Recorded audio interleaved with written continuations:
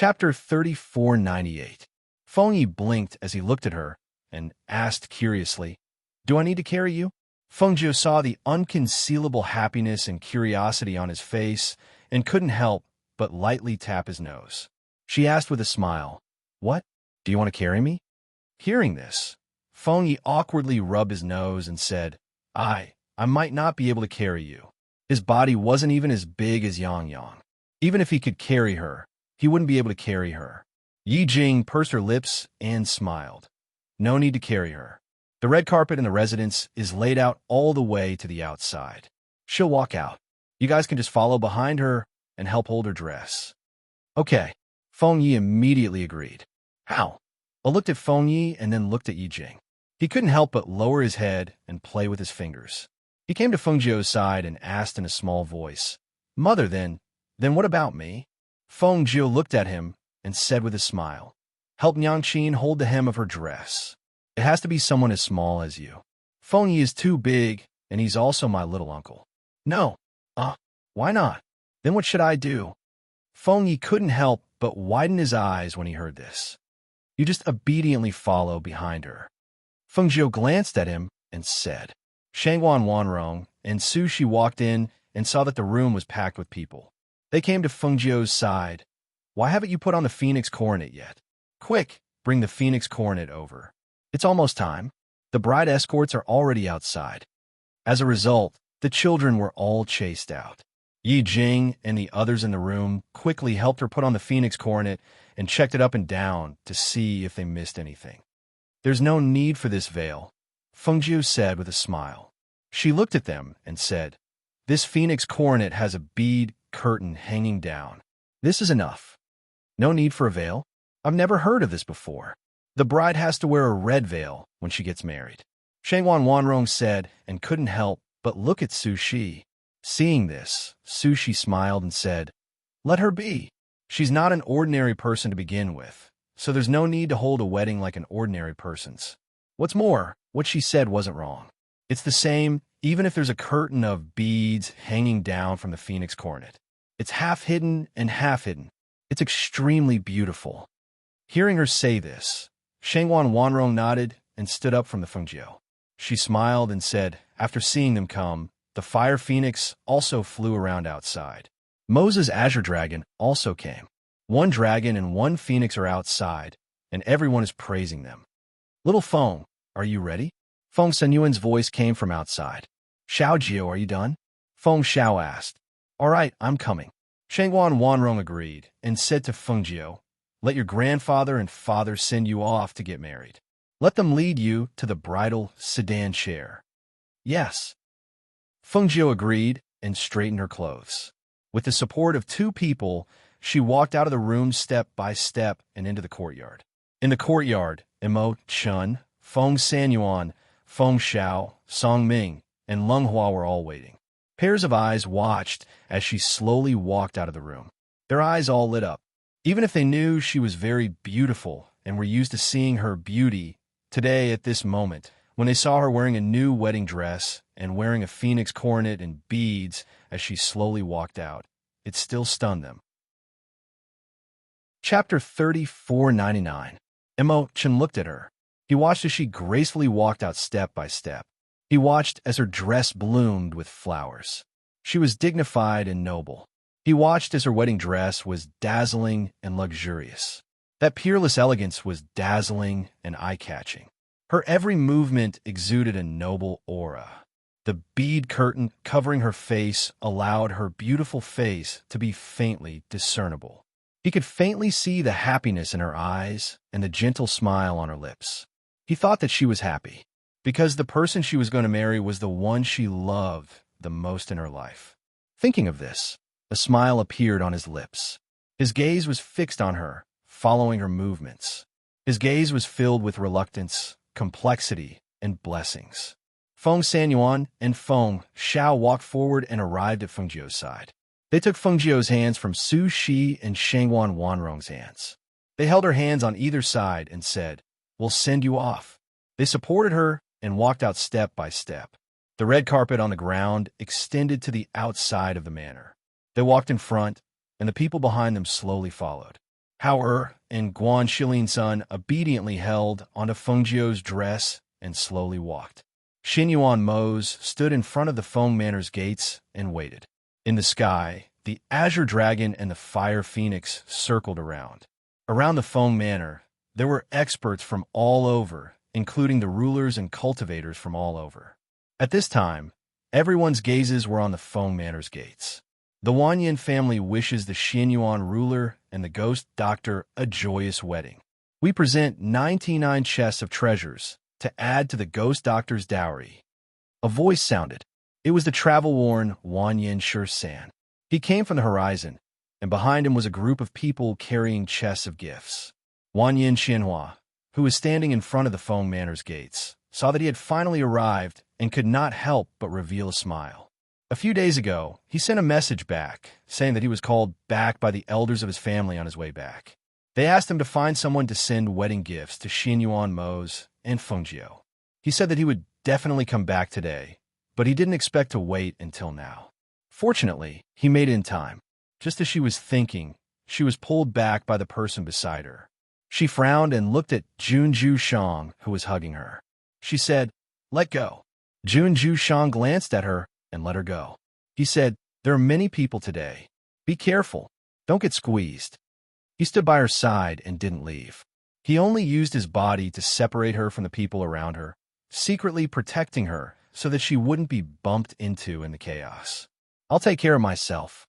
I don't need your kindness," Wanyan Xianhua said, not appreciating the kindness. In the crowd, Yun Shuexin raised her head and looked forward. Her resentful gaze fell on Xianyuan Mose's body. The anger in her heart caused her to tightly clench her fists. Her nails dug into her palms, causing her to feel a bit of pain. She could only watch like this. She could only watch like this. She could only watch like this. She watched him carefully arrange this grand wedding. She watched him marry that woman. She felt unreconciled, but there was nothing she could do. She had already lost her chastity. Even if she hadn't lost her chastity, he had never looked at her. Her heart was filled with hatred. She hated that she could not ruin this wedding.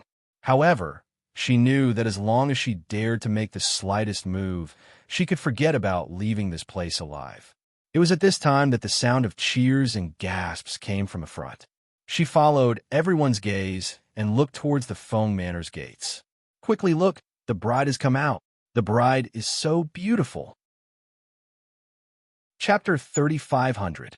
Xin Yuan Mose knew that she would be very beautiful in this wedding dress, but he did not expect her to be so beautiful that it was suffocating. His deep eyes were filled with deep affection as he looked at the bride who was slowly walking towards him with the support of her grandfather and father. His heart could not help but surge with anticipation, joy, and excitement. He walked up to her, step by step, and stared deeply at her. When he saw the rare, bashful expression on her face, he couldn't help but smile. "Aju, I'm here to marry you. From this moment onwards, you are my, Xin Yuan Mose's, wife and the love of my life. I'm willing to use my life to protect you, and use the rest of my life to bring you happiness. In this life, I'll never leave you." His voice was deep and magnetic. As he spoke each word, it entered the ears of the people around him. Everyone could not help but be shocked. They were somewhat surprised that a dignified monarch would say such words in front of so many people. And Mo Chun, who had followed behind him, stood to the side, quietly watching and listening.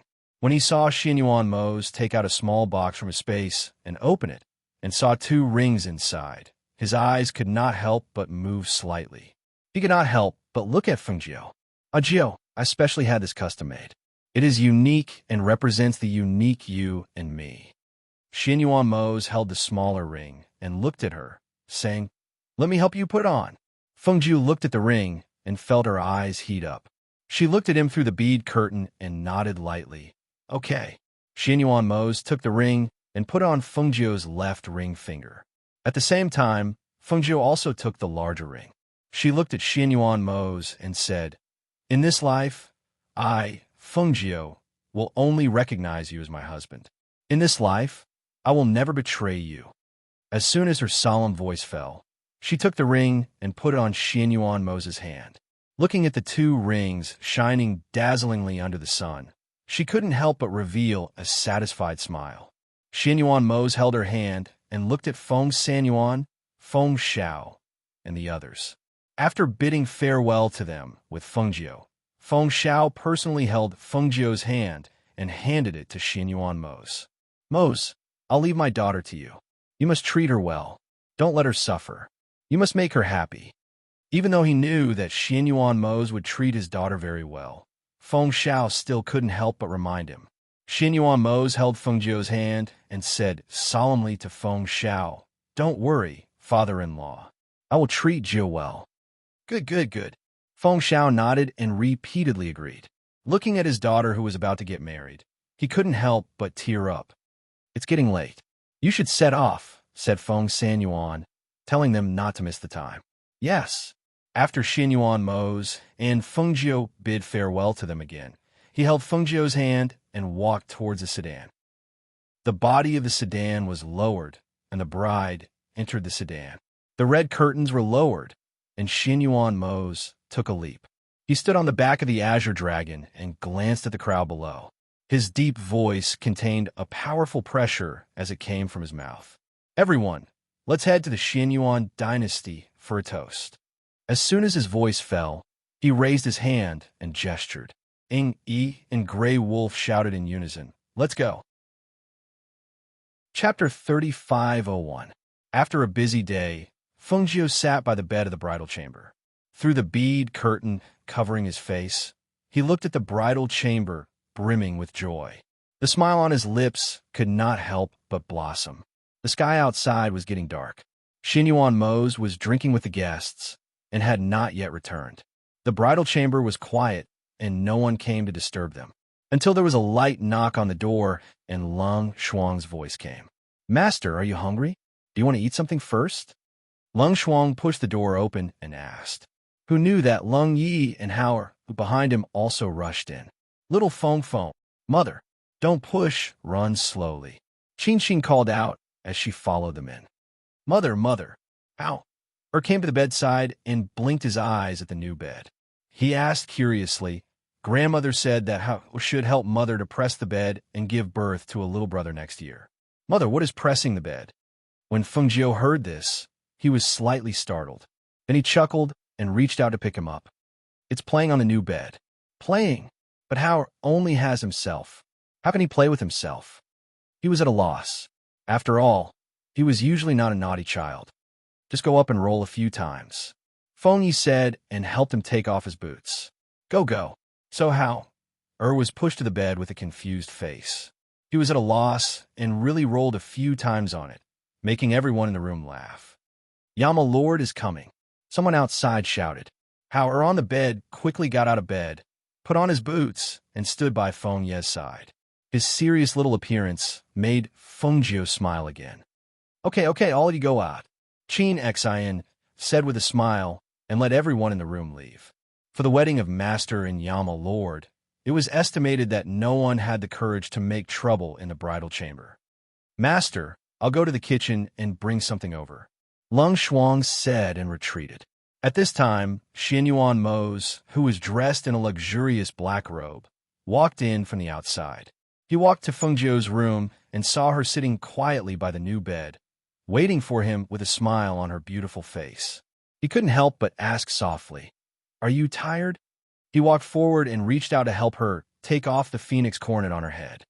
"Why didn't you take off this phoenix coronet? It's so heavy. It's so tiring to wear it all the time. Without the bridal veil, I can only wait for you to come and take the crown." Fengjiu chuckled.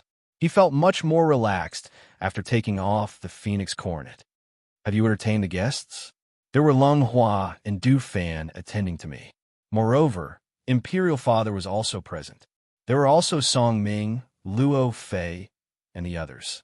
Therefore, I only offered a toast before returning first," Xianyuan Mose said and sat down by the bed.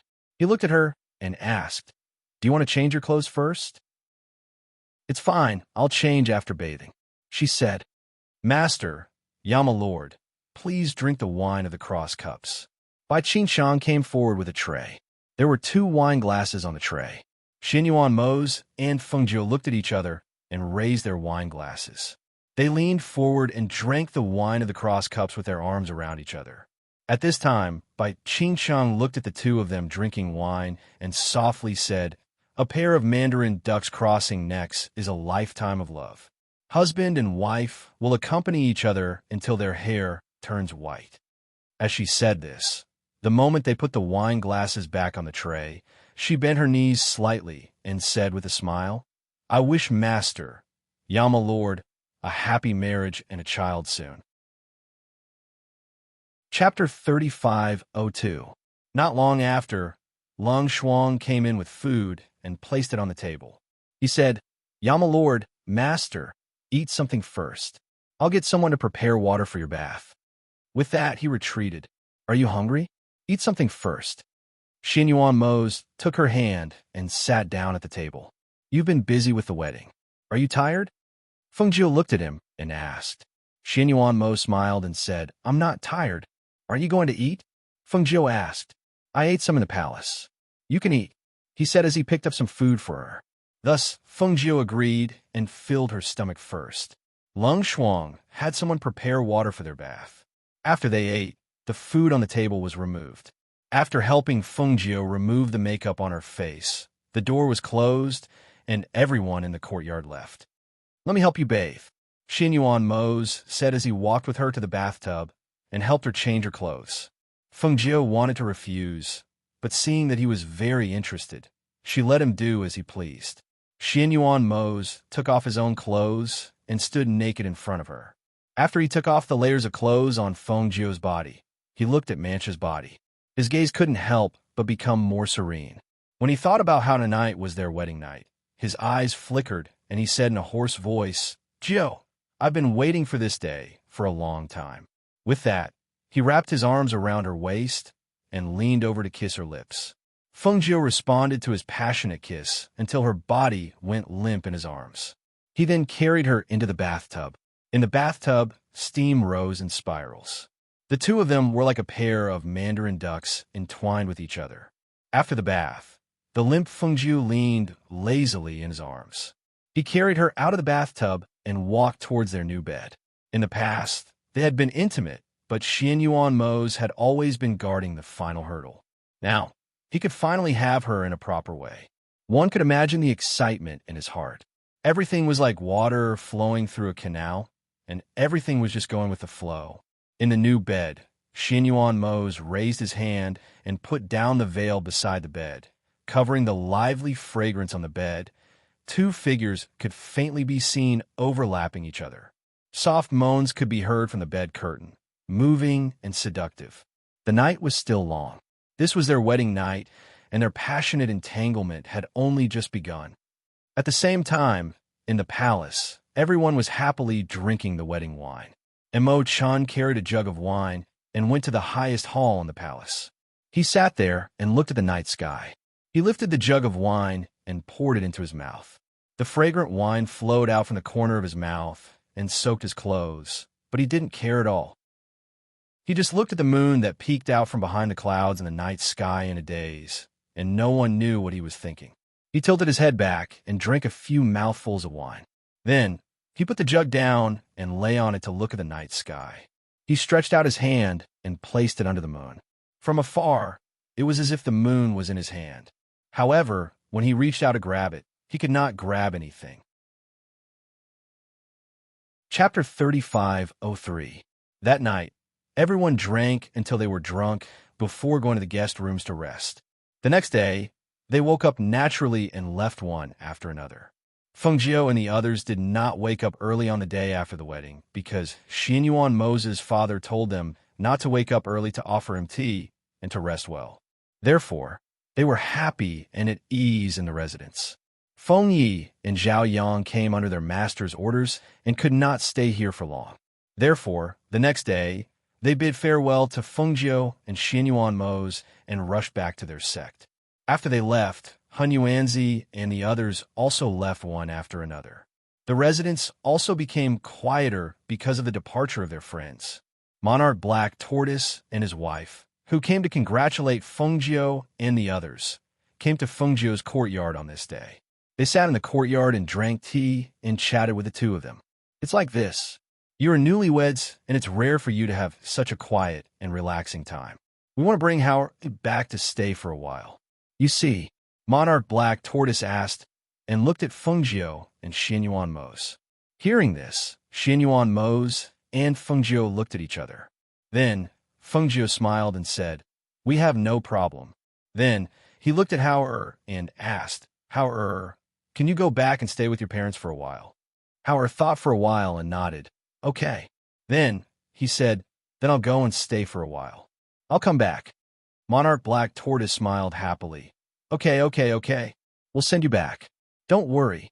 You'll only stay for a while. You can come back whenever you want." "Yes. Stay here occasionally. Stay there too. We can also see you more." Monarch Black Tortoise's wife said softly and looked at Howard lovingly. Seeing this, Xianyuan Mose said, "Let's do it this way. You take him back and don't send him here. We won't stay here for too long. When we go back to Sifong City, if he wants to come back, we'll send him back." "Okay."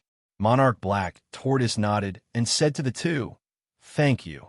How? Be good and listen to your father and mother." Fengjiu touched his head and said, "Howard knows. Mother, don't worry. Howard's good."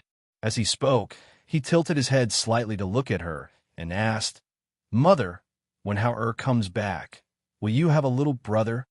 Fengjiu was startled. Being asked this by a child in front of the Black Tortoise Monarch couple, she couldn't help but blush.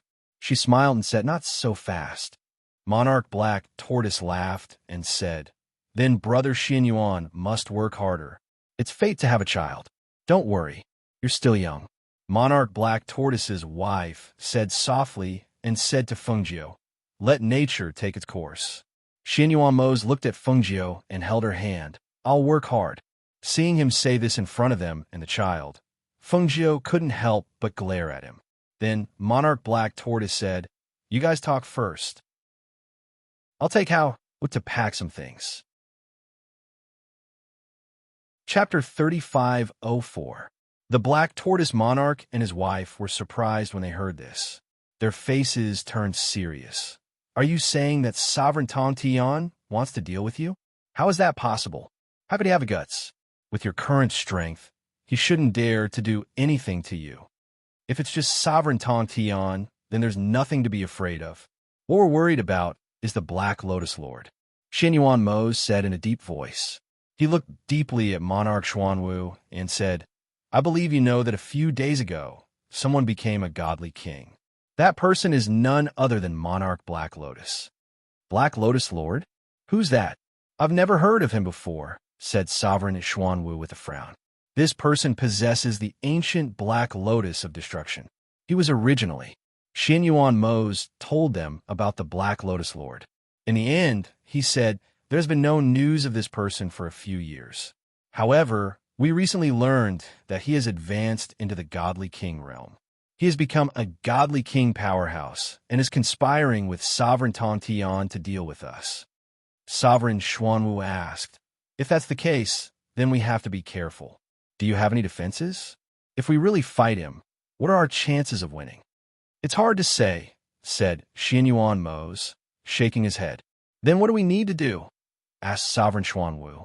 "We don't know what they will do at the moment. If they really fight, it's not certain who will win in the end. We have enough people on our side.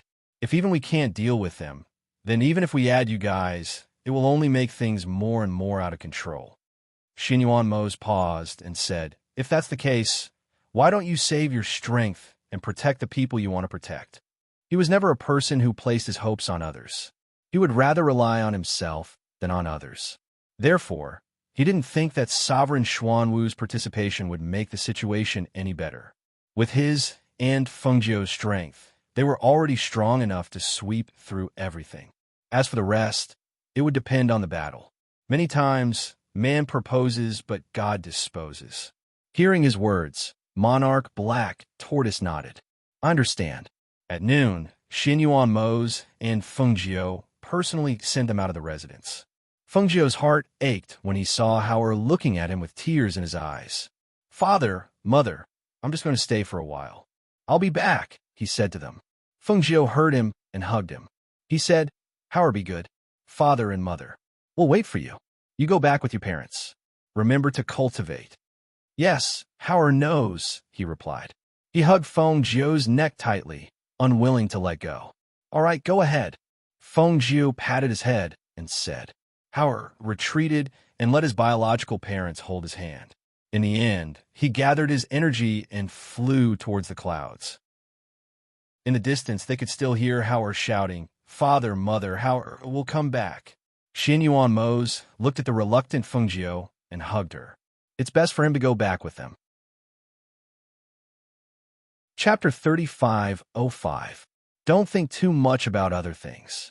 During this period of time, let's just enjoy the two of us. Xin Yuan Mose said as he hugged her waist and said, "I'll bring you around." The two of them walked inside. Feng Jiu asked, "Have Song Ming and the rest left?" "They're still in the palace," Xin Yuan Mose said as he lowered his head to look at her and asked, "You want them to leave first?" "Yes, with their strength.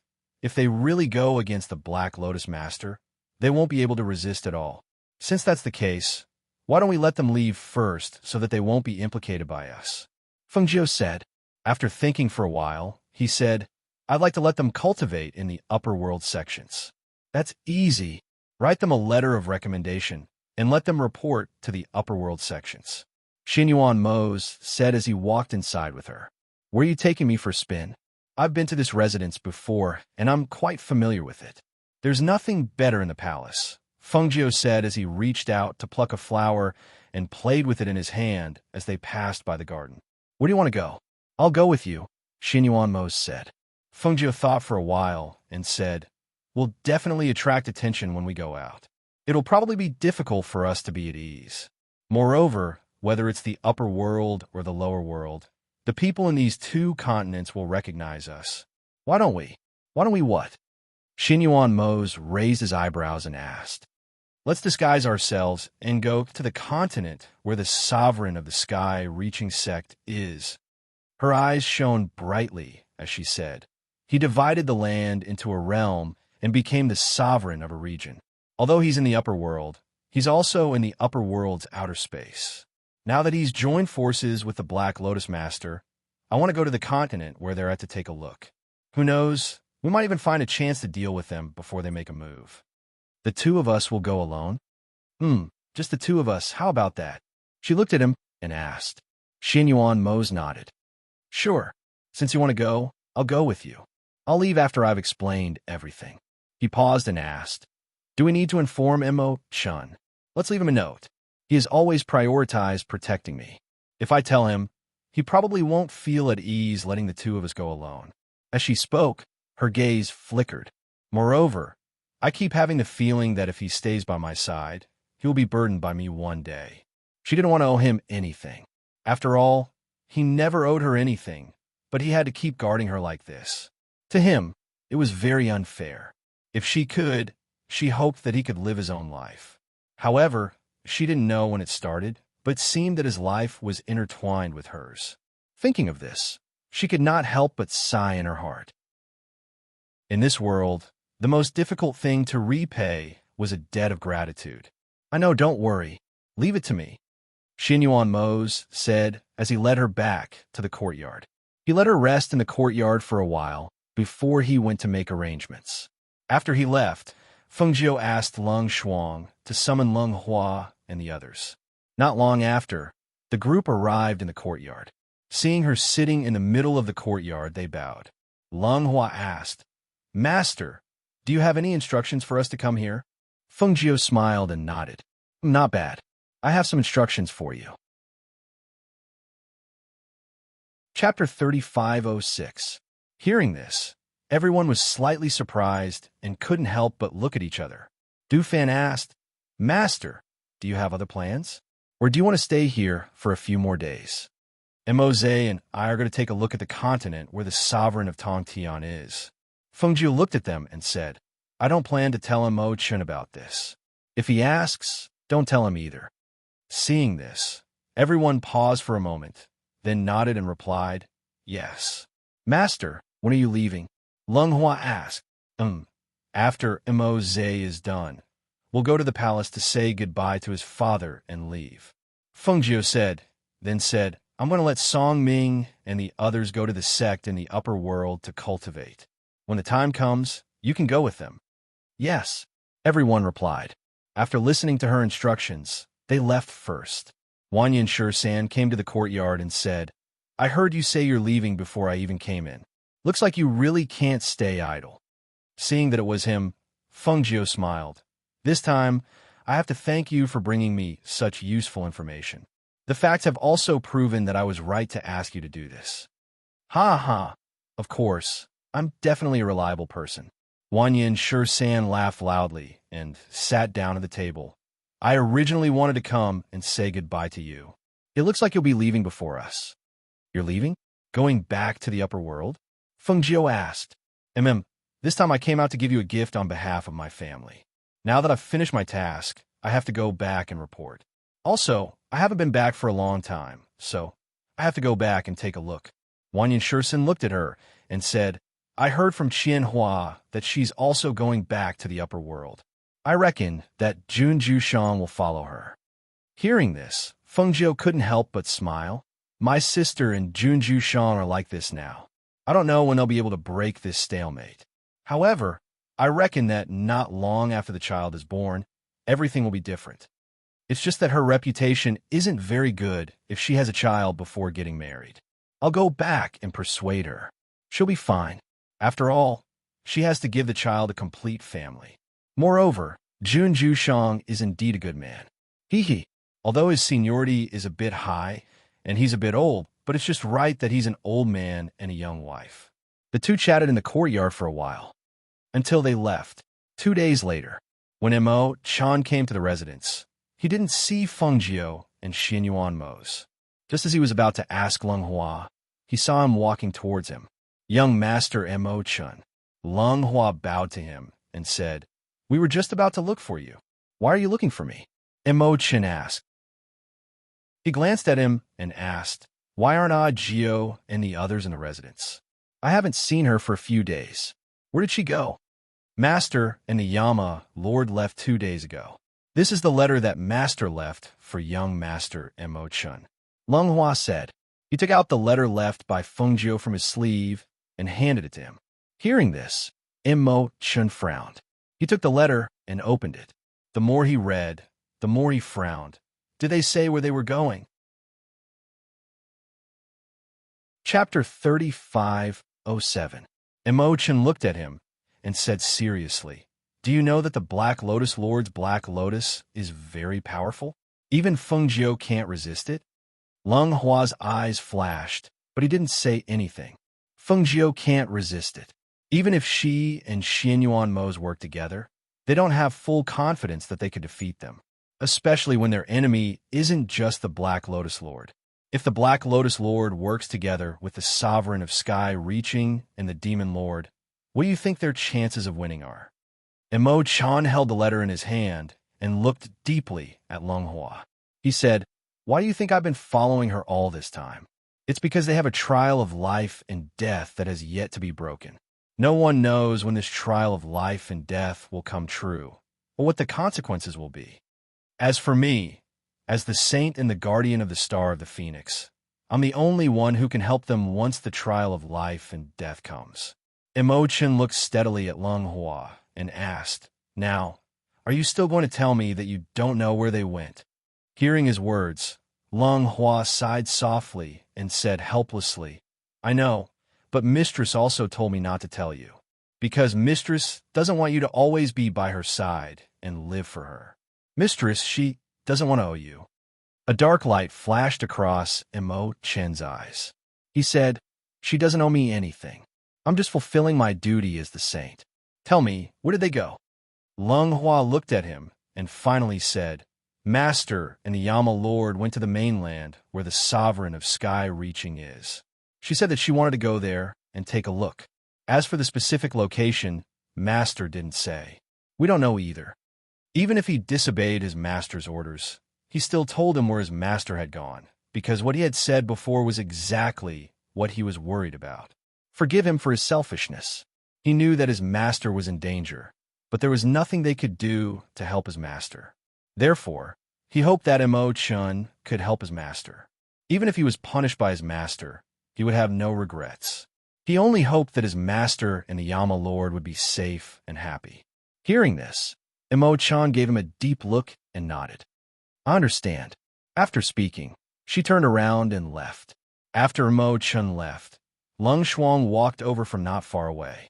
She looked at Imo-chin's departing figure, then looked at her younger brother and asked, "Did he ask you about your master's whereabouts?" "Yes," Lung Hua replied and smiled bitterly. "Sister, I've told him." Lung Shuang paused for a moment and said, "If you've told him, then so be it. Actually, I don't feel at ease with only the master and the Yama Lord leaving. Master will be punished when he comes back later." They were not people who were loyal to the death. They knew what was best for their master. Even if they disobeyed their master's orders, if it wasn't for the fact that their own strength was much weaker than Sovereign Tong Tian and the others, they would have followed them secretly, just in case. "Sister, I'll go tell Hui Lang and then get ready to leave," Lung Hua said and looked at his sister. Lung Shuang nodded and watched him leave. Then she turned and left as well. On the other side, Xianyuan Mose and Fengjiu, who had arrived at the Sovereign of Sky reaching through the portal, were resting by a stream in a small forest. Fengjiu looked at Xianyuan Mose and said, "Take a rest first. I'll help you disguise yourself a little." Chapter 3508. After Fengjiu washed his face, he looked up and was stunned for a moment. When he saw the familiar bearded face, he couldn't help but burst out laughing. "Uncle, uncle?" Xianyuan Mose's face darkened. He tugged at his beard and asked, "Am I very old?" "Ha ha ha ha ha." Fengjiu couldn't help but laugh. Looking at his expression, he finally managed to hold back his laughter. "Actually, you're not old. You're just right. Moreover, compared to a pretty boy, I prefer an uncle." When he heard this, Xianyuan Mose's expression softened. He said, "I don't need to disguise myself. I'll just put on a beard to cover my face. You just have to change a little." Your appearance. He stared at her beautiful face and felt that she looked even more attractive after she got married. The expression in her eyes and eyebrows was especially seductive. It made him want to hide her and not let others see her beauty. Especially when he saw her come out, he relaxed a lot. Just like when he first met her, she laughed out loud. His heart couldn't help but move, and his eyes burned with passion. Fengjiu touched his face and asked, "What's wrong with my appearance?" As he spoke, he moved closer and closer. His eyes burned with passion. She couldn't help but smile and reach out her hands to push against his chest. She teased, "Uncle, we're in the little forest. The look in your eyes makes me so scared. I'm not going to eat you." His voice was a little hoarse. Seeing her smile like a flower, he was in a good mood. "Are you going to sleep here tonight? Or do you want to hurry up and find a place to stay?" "It's not my first time sleeping in the wild. I don't mind. You'll be with me anyway." Fengjiu smiled and said, "All right, wait for me. I'll put on a simple disguise." When he heard that, Xianyuan Mose sat on a rock and watched her as she busied herself. After some thought, he said, "Wait here for a moment. I'll go hunt some wild animals and bring them back. There's no need to trouble yourself. There's food in the space. Just make do." She pulled him and said, "Put on a beard." Thus, the two of them changed a little. They changed their clothes and restrained their aura and cultivation. They looked much more ordinary and inconspicuous, like an itinerant cultivator couple. This is really good," Fengjiu said with a smile. He tugged at his inconspicuous green robe and looked at the black robe on him. "You look exactly the same as when I first met you. But compared to then, you're much more mature." Xianyuan Mose stroked the beard on his face and glanced at Fengjiu. "I didn't think that you'd actually like this kind of thing." "Ha ha, that's right, I'll like you." "What?" Fengjiu smiled happily and reached out to hold his hand. She jokingly said, "The uncle from back then is now my husband."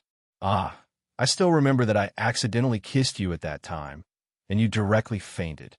Xianyuan Mose's ears turned red. He coughed and said, "Why are you bringing that up? I've already forgotten." Chapter 3509. On the mountain road, for carriages were stopped halfway. Dozens of black-clothed men were fighting with the guards accompanying the carriages. The carriages seemed to be filled with women and children, and there seemed to be elders as well. Children's voices could be faintly heard from the carriages.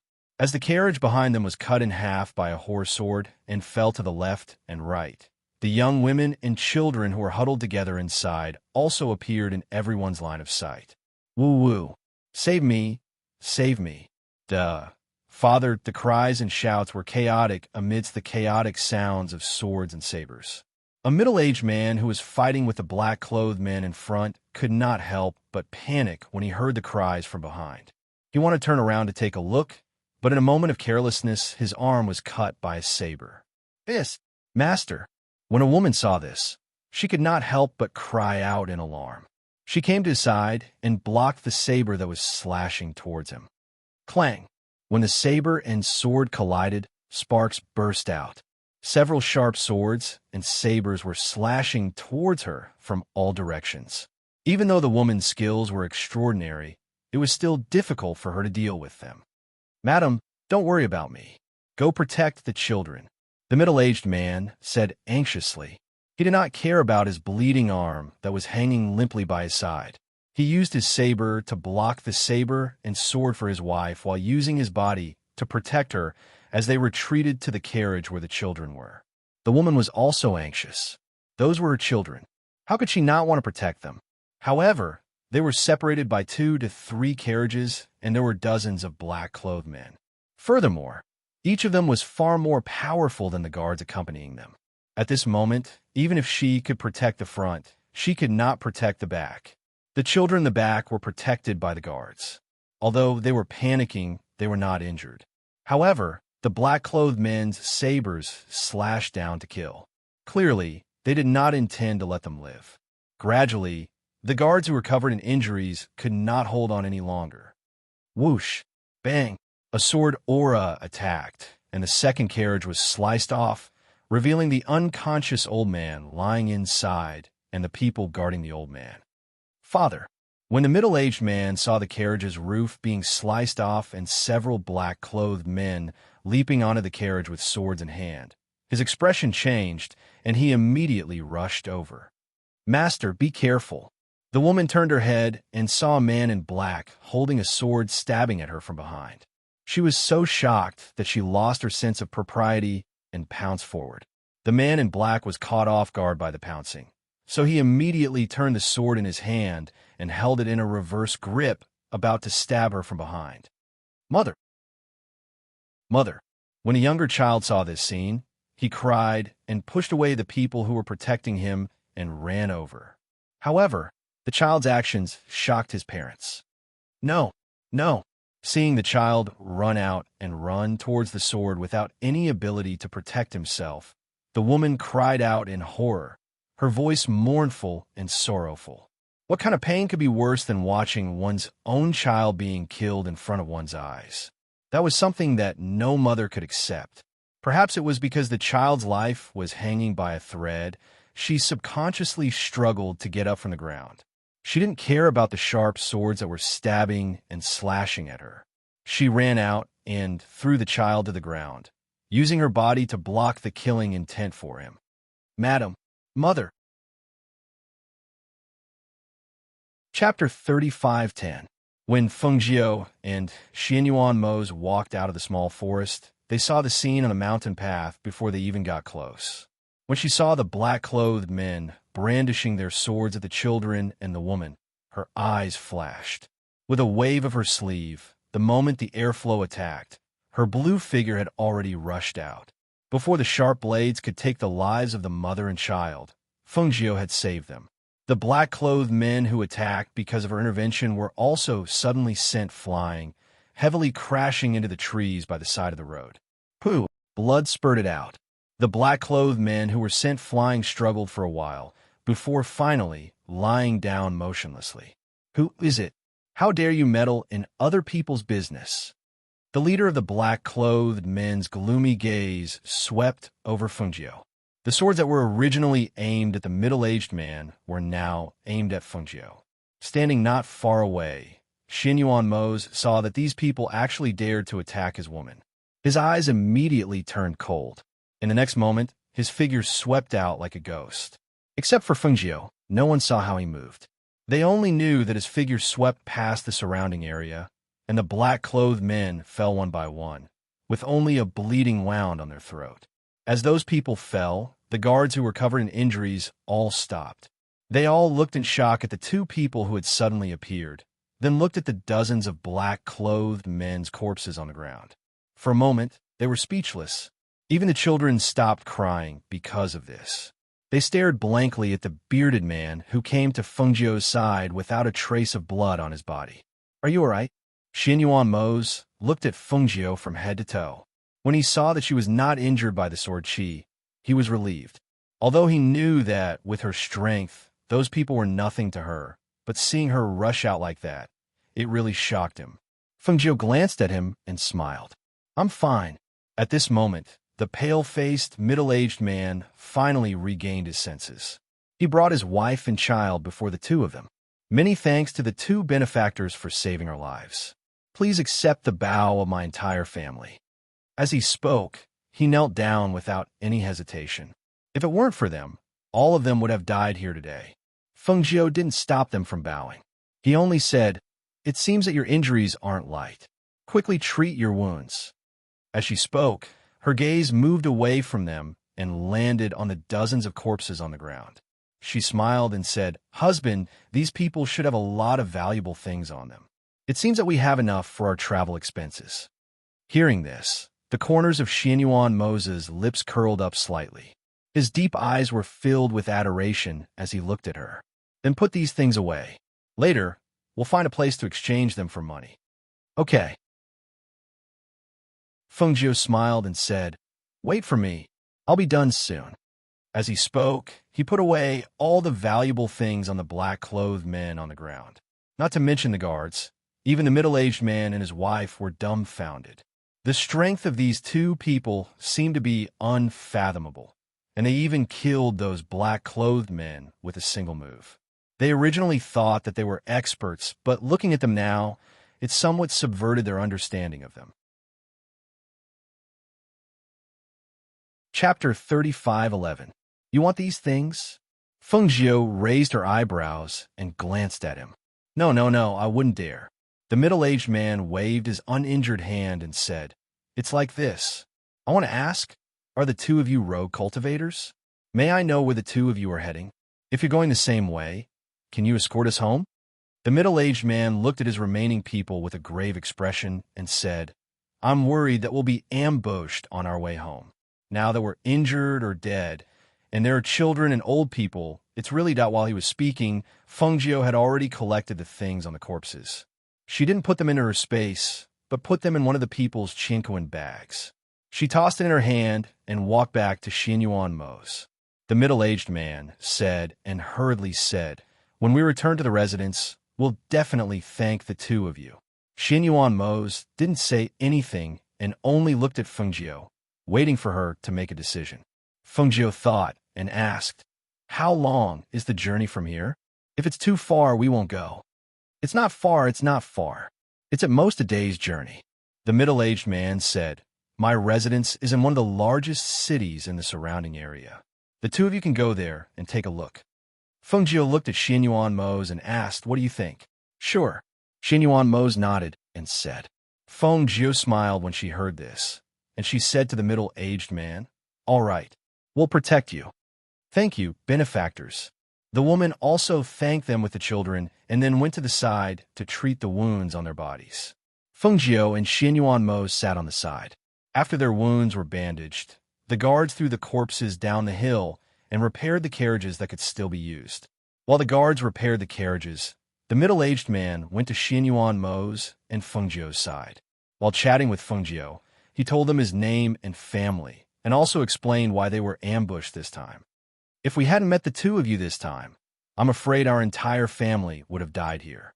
The two of you are our benefactors." Fengjiu propped up his face with one hand and looked at one of the carriages. He asked casually, "So, the old man in the carriage is your father, and you brought him to seek medical treatment?" Yes, because this trip was rather far, I brought the children with me. But I didn't expect the journey to be so uneventful, and my father's condition didn't improve at all. Yu Qing sighed and said, the person we went to seek medical treatment from was an extremely famous doctor, but even he couldn't do anything. We could only go back and ask around about the ghost doctor. Hearing this, Feng Jiu raised his eyebrows. The ghost doctor? The people here also knew her.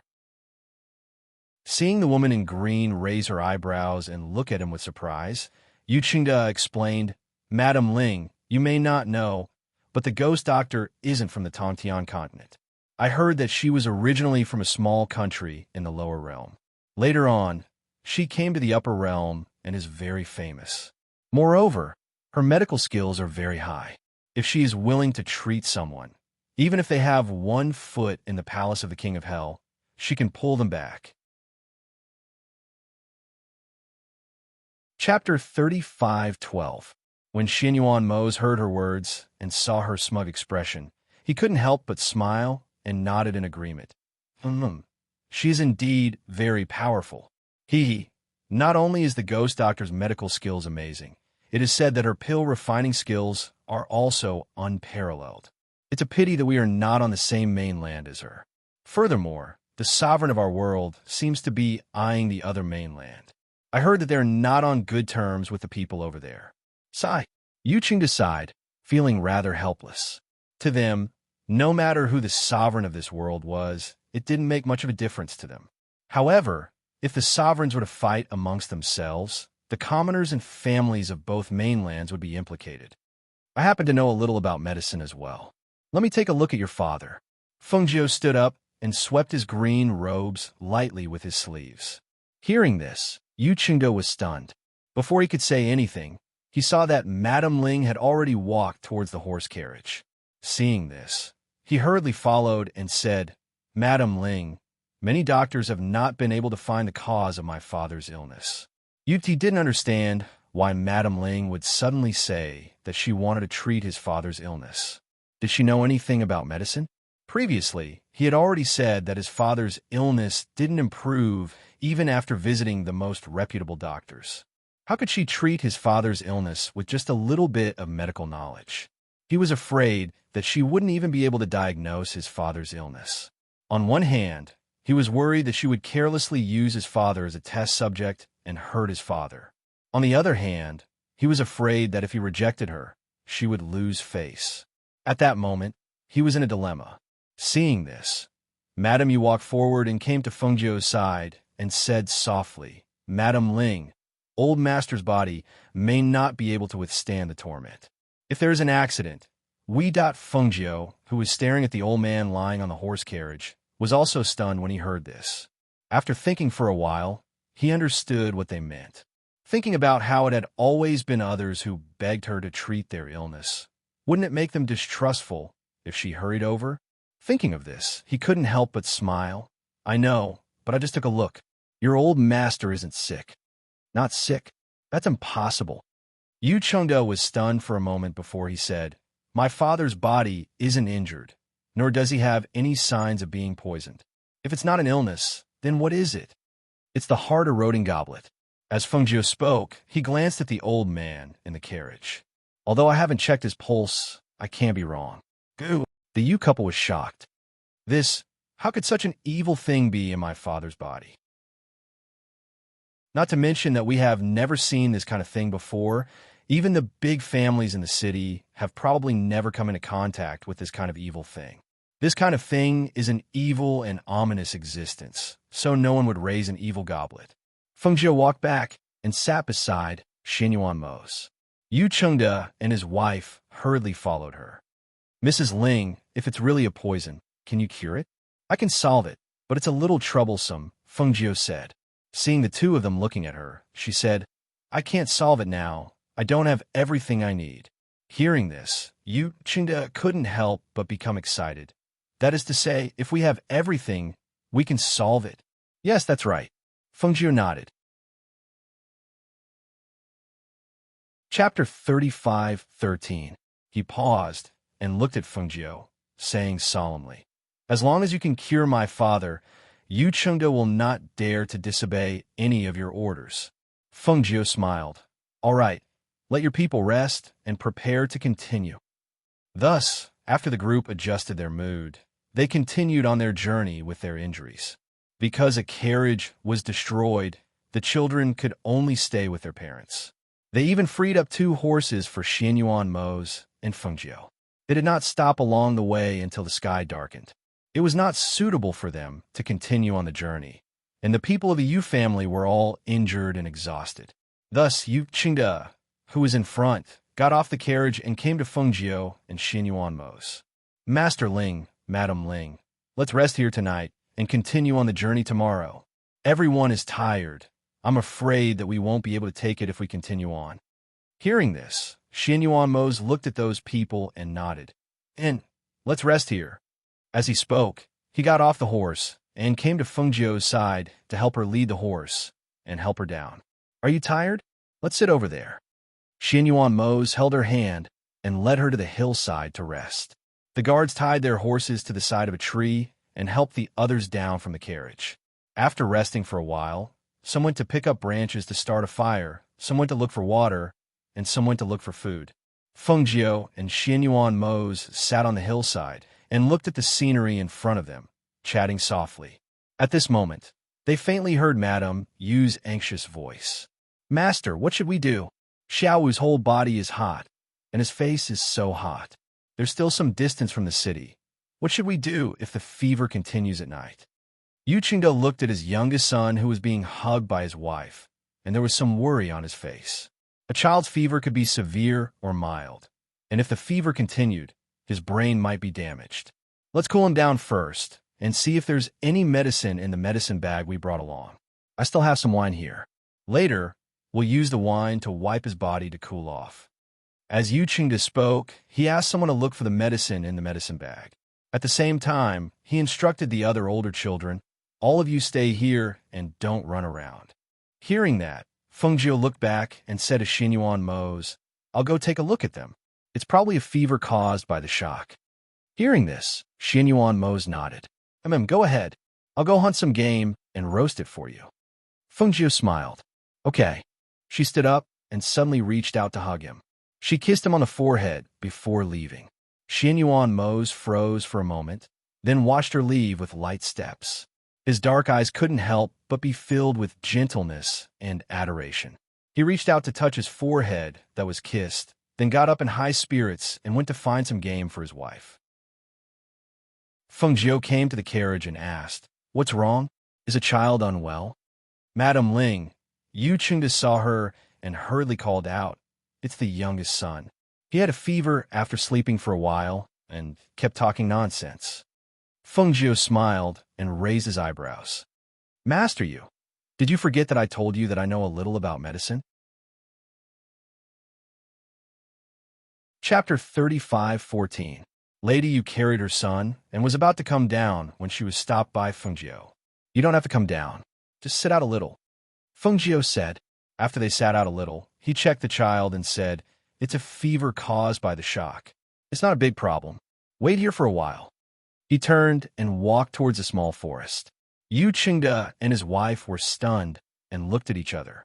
Lady Yu hesitated and said softly, Master, do you think Lady Ling is trustworthy? Does she really know medicine? Yu Qingde glanced at the green figure walking towards the small forest, paused for a moment, and said, From my perspective, they should be capable people. Not to mention other things, just the fact that they were able to deal with dozens of black-clothed men in one move shows that they are not ordinary rogue cultivators. Hearing her husband's words, Lady Yu's anxious heart relaxed. She said softly, That's right. If it weren't for them, I'm afraid our family would have died on this road. She looked at Yu Qingde and said worriedly, Master, from the moment the old master fell, more and more people came to ambush us. I'm really worried. All right, don't worry too much. Let's take care of the things in front of us first. Yu Qingde said and reached out to touch his son's forehead and held his palm. He felt that it was boiling hot and couldn't help but worry. He looked back and saw that Lady Ling was walking towards them with a bunch of herbs in her hand. Set up a fire and boil these herbs for him to drink. Feng said and handed the herbs to him. With a move of her finger, she stuffed a thick pill made of herbs into the child's mouth. Yu Qingda saw this and said to his wife, "It's windy at night. You and Xiao Wu stay in the carriage. I'll boil the herbs and bring them over." Feng said and turned to leave when he saw that Xianyuan Mose had returned. He walked towards Xianyuan Mose, who was carrying the prey in his hand. "Take a seat. I'll take care of the prey," Xianyuan Mose said, and let her rest on the grassy slope. Hearing this, Feng smiled and said, "I'll go pick up some branches." He then asked, "Do you need me to help you with the prey?" "No need. I can do it myself," Xianyuan Mose said. Although he hadn't done it himself for a long time, it was still common for him to deal with his prey when he was out. Seeing this, Feng nodded and walked towards the small forest. Seeing this, Yu Qingda called out to her, "Mrs. Ling, let the guards pick up the branches. Sit down and rest for a while." "No need. I like to do it myself," Feng said without turning his head and walked towards the small forest. Not long later, he came back with a pile of branches. As night fell, the aroma of meat wafted through the mountain path. Feng and Xianyuan Mose huddled around a small bonfire, while the Yu family huddled around a large bonfire. The aroma of meat wafted through the air, causing the injured and tired guards to salivate. After filling their stomachs, the Yu family guards, other than a few who were on night watch, rested with their backs against each other. Yu Qingda and his wife took care of a few children. After they fell asleep in the carriage, they kept checking to see if their youngest son's fever had subsided. Chapter 35:15. A gust of night wind blew. He opened his eyes and glanced at Feng who was sleeping on her stomach. A trace of tenderness flashed through his eyes. He reached out and pulled the cloak covering her body higher. But at this time, a burst of laughter sounded in the night. "Ha ha ha ha!" That voice was cold and harsh, containing a powerful pressure.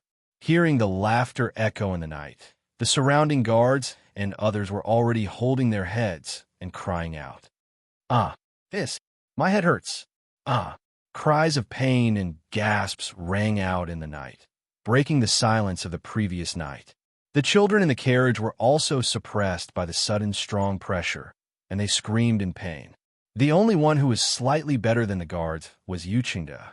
Although his face was pale, he was still able to quickly draw his sword and protect the carriage. He shouted, "Who is it? Come out!" Clearly, although the other party's pressure caused a certain amount of damage to him, he was not like the others who could only bear with it. Xianyuan Mose and Feng stood up and put away their cloaks. Feng heard the crying of the children in the carriage and quickly walked forward. His hands formed a seal, and a boundary blocked the pressure for the children in the carriage. That person seemed to be surprised. He slowly walked out from the shadows and stared at Feng who was dressed in green and had an ordinary face. He frowned and said, "Who are you?" His gaze swept past Feng and landed on Xianyuan Mose, who was walking up from behind. For a moment, he thought in his heart, "And who are you?" Feng brows furrowed slightly. He was very displeased to be awakened from his deep sleep. This old man is someone who came to take their lives. The man's face gradually became clear under the light of the bonfire. His face was ordinary. The corners of his eyes were inverted, and there was a gloomy coldness in his eyes. At this moment, as his voice fell, his gaze shifted from Feng and Xianyuan Mose to Yu Qingda, revealing a strange and sinister smile. "Surnamed Yu, there are some things that even if they are with you, you don't have the ability to possess them. If you are sensible and obediently hand them over, this old man might even leave your family members with intact corpses."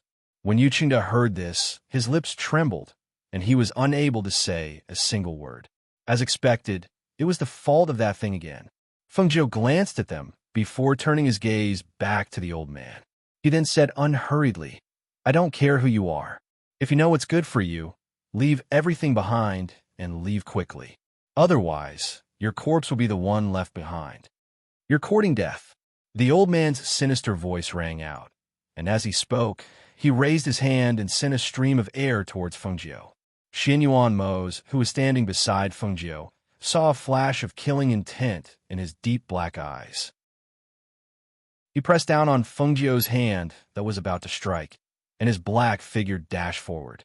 With a wave of his sleeve, he blocked the stream of air that the old man had sent towards him. Bang! Pooh! Yu Qingde stood there in a daze. He only saw Master Ling dash forward and somehow appear behind the old man. He kicked out fiercely, and the old man flew out with a groan, spitting out a mouthful of blood. Hiss! Ah!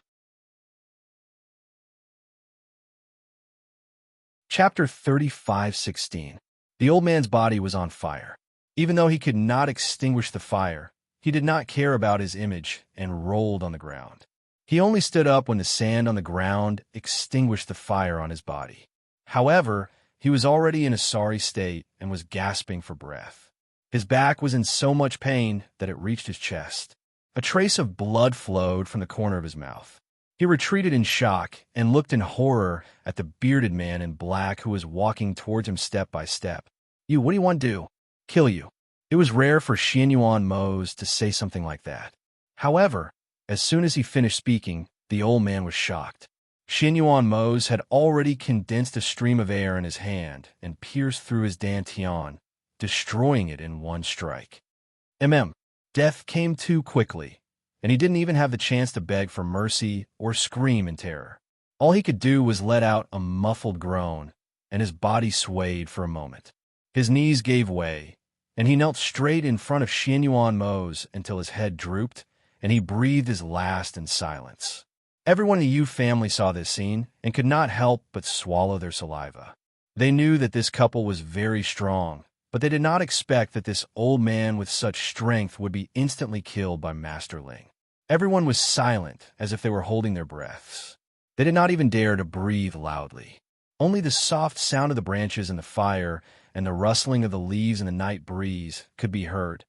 The next morning, everyone set off again. However, not everyone's eyes were on the couple. In front of them, almost no one dared to be impudent. In the carriage, Lady Yu carried her youngest son, who had already woken up. She happily said to her husband, "Old master, Madame Ling's medicine is really effective. Xiaowu's fever went down last night, and he woke up as usual today. That's good. We have to thank them properly when we get back." As Yu Qingde spoke, he leaned against the outside of the carriage and looked ahead as if he was thinking about something. Because Fengjiu felt a little sleepy, Xianyuan Mose let her ride the same horse with him. He let her sit in front of him and sleep in his arms. His cloak wrapped around her tightly, not letting anyone see her sleeping face at all. Fengjiu, who was in his arms, slept all the way until she felt something poking at her. She shifted her hips uncomfortably, but she didn't expect to fall in his arms and hear a suppressed gasp. She didn't even open her eyes as she murmured, "What's wrong?"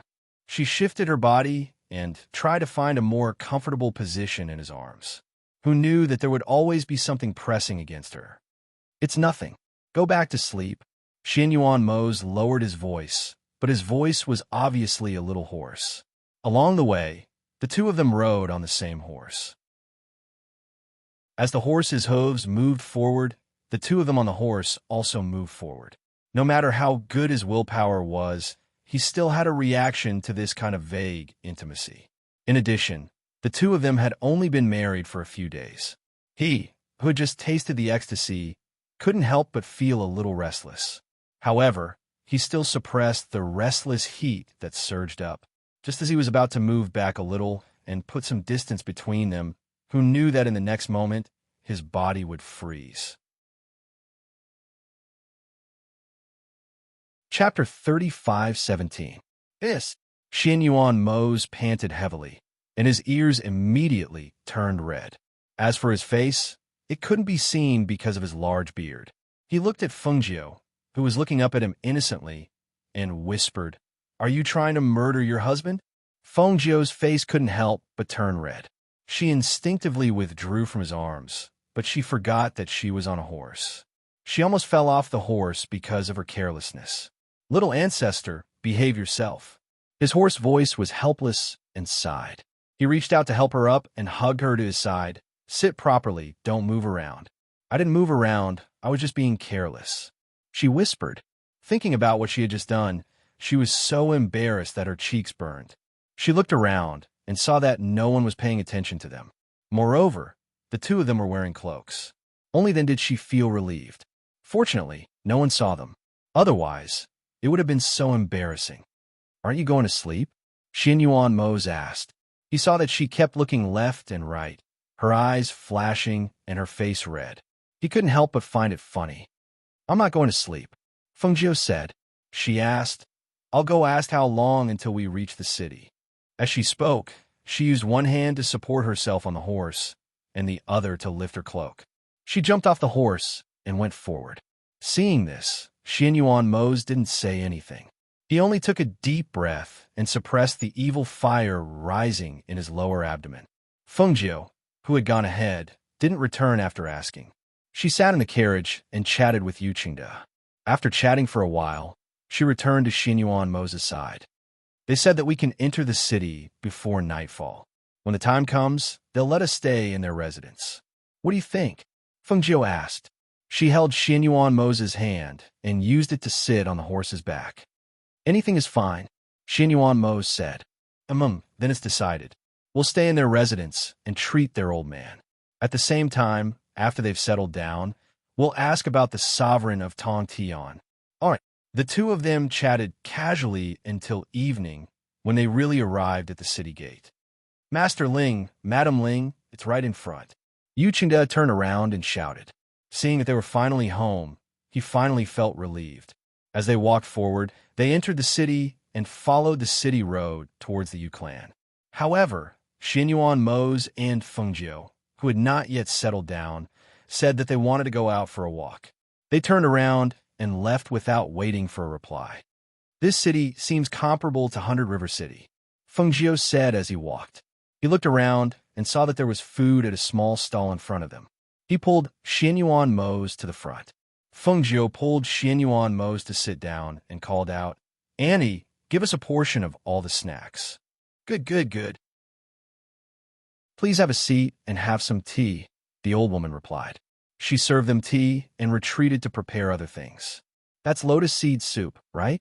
Give each of us a bowl first," Feng Jiu said as she looked at the big pot of lotus seed soup placed on the stove at the side.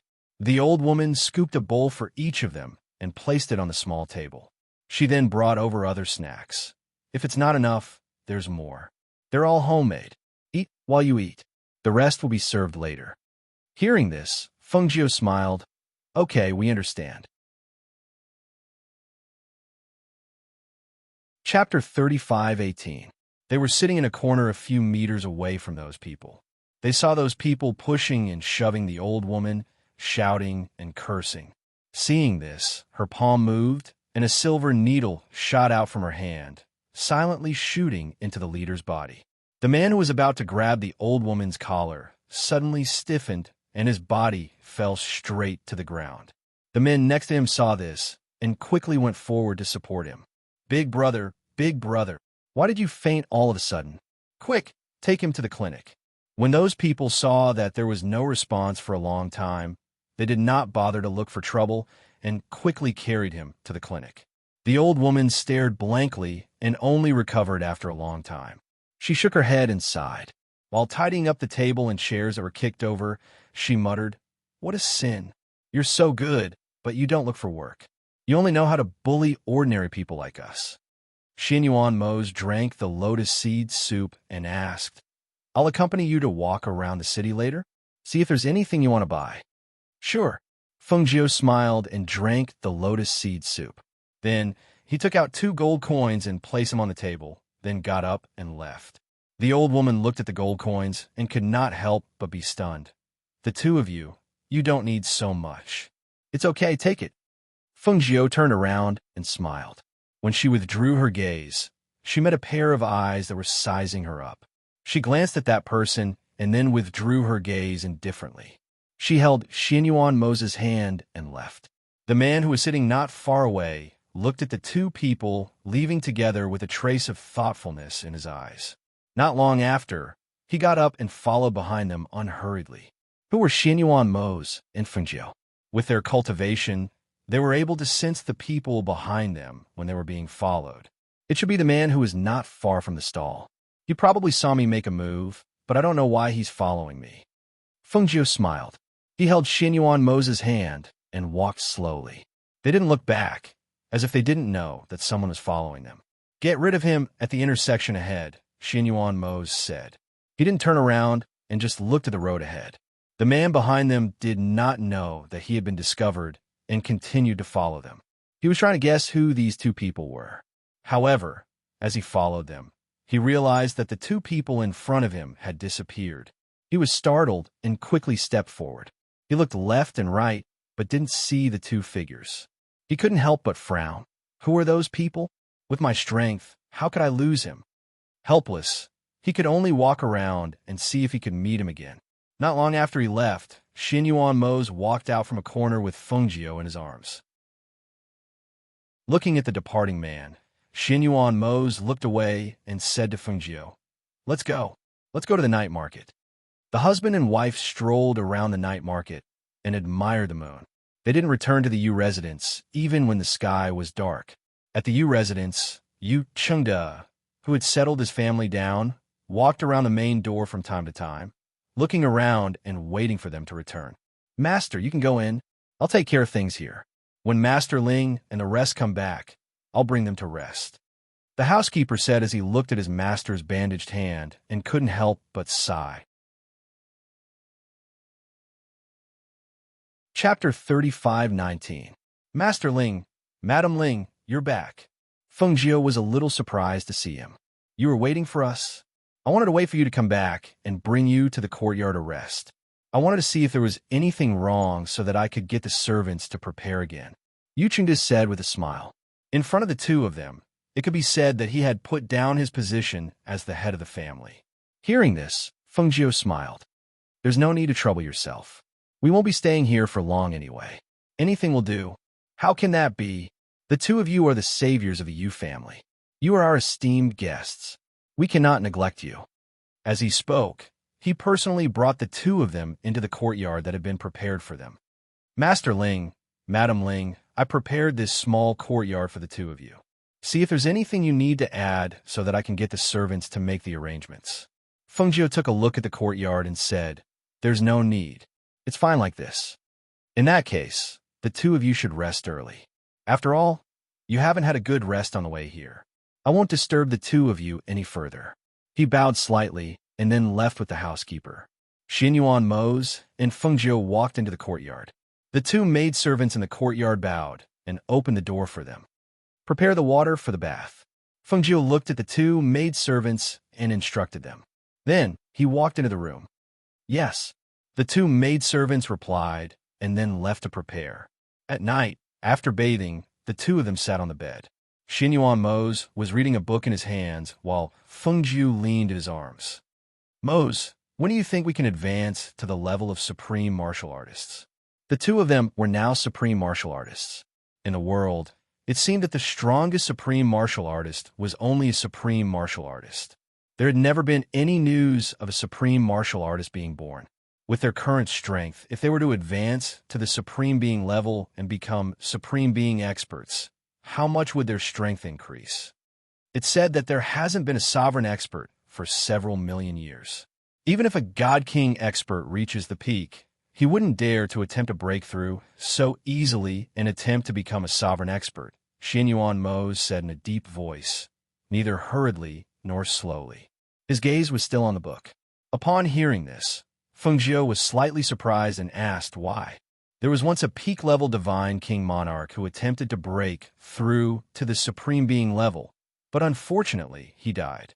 Later on, there were others who refused to believe that no one could break through to the supreme being level. They also tried to break through, but they all died one after another. Therefore, it was rumored that no cultivator in this world could reach the supreme being level. Upon hearing this, Fengjiu was slightly startled. He said, Becoming a supreme being requires one to undergo the tempering of the heavenly way. Perhaps they died because they couldn't pass the heavenly way and not because they couldn't break through. No one knows the heavenly way. As for the specific reason, no one knows. We only know that there isn't a single supreme being expert in this world. Furthermore, even a supreme martial artist who has reached the level of supreme martial artist cannot cultivate to the peak. Why is that? Feng Jiu asked curiously. He had never heard of this before. Chapter 35:20. So that's the reason? She was a little surprised and couldn't help but think about it. If that was the case, what would happen when they reach the peak in the future? Pills won't help. She sat up straight and asked him, I've never heard of it. However, I reckon that by that time, pills won't have much effect. Xianyuan Mose said as he held her hand. Don't worry, that's for others. If it were us, it wouldn't happen. Feng Jiu couldn't help but smile when he heard that. Why are you so confident? Xianyuan Mose smiled and said, because we're the Emperor Star and the Phoenix Star. We're destined by the heavens. If there's anyone in this world who can reach the prime level, it can only be the two of us. But I haven't found a way to deal with the master of the Black Lotus. That Black Lotus is very powerful. If we fight head-on, I'm worried. She frowned, worried about this strong opponent. Xianyuan Mose paused for a moment and said, logically speaking, your chaotic green lotus should be able to suppress his Black Lotus. The chaotic green lotus is a chaotic treasure and is also known as the Genesis green lotus or the cleansing green lotus. It nurtures 4 lotus seeds in the heart of the lotus, and one of them is the Black Lotus of destruction. I think that the green lotus in your body doesn't just transport life force. It should have other uses, such as suppressing the power of the Black Lotus. It just hasn't been exploited yet. Feng Jiu fell in a deep thought when he heard that. He murmured softly, what kind of opportunity does it require? How can it activate the true power of the green lotus in my body? Sleep. It's getting late. We'll find out in the future. He lay down on the bed and pulled her into his embrace. He pulled the blanket up and covered her with it. Feng Jiu didn't think too much about it. That's right, she'll find out one day. Since that's the case, there's no need to rush. What's more, she had no clue at all. She couldn't think of anything no matter how hard she tried. Hugging the person beside her, smelling the familiar scent on his body, feeling his strong and powerful arms around her waist, her heart gradually calmed down. She found a comfortable position in his arms and closed her eyes to sleep. The next morning, after Xianyuan Mose and Feng Jiu woke up and ate breakfast, she wrote some things for Yu Qingde to prepare. Today, they did not plan to go out. They just wanted to lie in the courtyard. After Yu Qingde prepared all the things she needed, they would leave after drawing out the cupworm for Old Man Yu. At this moment, she didn't know that Yu Qingde had personally prepared everything, but things weren't going very smoothly. In 100 Herbs building in the city, Yu Qingde had bought all the elixirs he needed. At this time, he was waiting to buy the last ingredient. Because the other party had brought the ingredients for him to look at, he first sat down in the private room and drank a cup of tea. However, after waiting for a while, the steward came in empty-handed and apologetically. Patriarch, I'm really sorry. I originally wanted to bring the 1,000-blood red heart grass over, but I didn't expect that someone would also take a fancy to that spirit herb. This. Chapter 35:21. Being interrupted, the steward's face didn't look too good. He glanced at Yu Qingde before squeezing out a smile and said, Patriarch, our 100 Herb building has always followed the rules when doing business. Didn't I come to inform you about this matter? Actually, the decision still lies with you. After all, you've already paid half of the price. As long as you pay the other half, this spirit herb will be yours. However, the customer said that he knows you and knows that it's the spirit herb you want. He wants to meet you and discuss it with you. Hearing this, Yu Qingde frowned and only said, Bring the spirit herb here. I'm in a hurry to return. Obviously, he didn't want to meet the person he knew. This spirit herb was one of the important medicinal catalysts that Madame Ling had mentioned. Even if the other party knew him, he couldn't take this spirit herb from him. Thus, there was no need to meet him. Seeing this, the manager responded and turned to fetch the spirit herb. However, just as he returned with the spirit herb, an old man in gray robes followed behind him. I didn't think that it would be so difficult for this old man to meet you. The old man walked in with a displeased expression and looked at Yu Qingda in the room. Young, Elder Yang? Why are you here? Why are you here? Seeing the person who had come, Yu Qingda couldn't help but be startled. He hurriedly stood up and bowed to him. The old man in front of him was the famous doctor, Elder Yang. Not only was he a famous doctor, but he was also an alchemy saint. He had extremely high prestige on this mainland. Some time ago, he had brought his family to seek treatment from him. He didn't expect to see him here. The old man walked in with his hands behind his back. He glanced at the box that the manager had placed on the table and said, "This old man heard that there was 1,000 blood red heart herb here and specially rushed over. I didn't expect to hear that this spirit herb had already been bought by you." Yes, I was one step ahead of Elder Yang. It's because my old father is waiting for this spirit herb to save his life. Therefore, Elder Yang, I'm really sorry. I can't let you have this spirit herb. Yu Qingda said apologetically. If it were anyone else, it would be fine, but this person was Elder Yang. Even if he refused, he had to smile. After all, no matter who he offended, he would never offend a doctor who could save lives. Hearing his words, the old man frowned. Your father? Who told you that your father needed the 1,000 blood red heart grass? This 1,000 blood red heart grass is poisonous by itself, and ordinary people are unable to refine its poison. If one consumes an unrefined 1,000 blood red heart grass, it will be a fatal poison. As the old man spoke, he shook his head and looked at him. You're really reckless in order to save your father. If you give this 1,000 blood red heart grass to your father, in less than half an incense stick's worth of time, your father will be powerless to save the situation. Hearing that, Yu Qingda was stunned and said, Well, I don't think so. Mrs. Ling, who helped my father, said that as long as I brought the things back, she could wake my father up. She knows medicine. Since she said so, she must have a way. Chapter 35:22. What, Madam Ling? You're saying that the person who treated your father's illness is actually a woman? When the old man heard this, he immediately glared at Yu Qingda, fuming with rage. Yu Qingda was stunned for a moment before replying. That's right. I met Madam Ling on my way back, and we traveled together. She said that she could cure my father's illness and wake him up, so I did as she said and prepared the spiritual herbs. Ridiculous. You actually believe the words of a mere woman? That's ridiculous.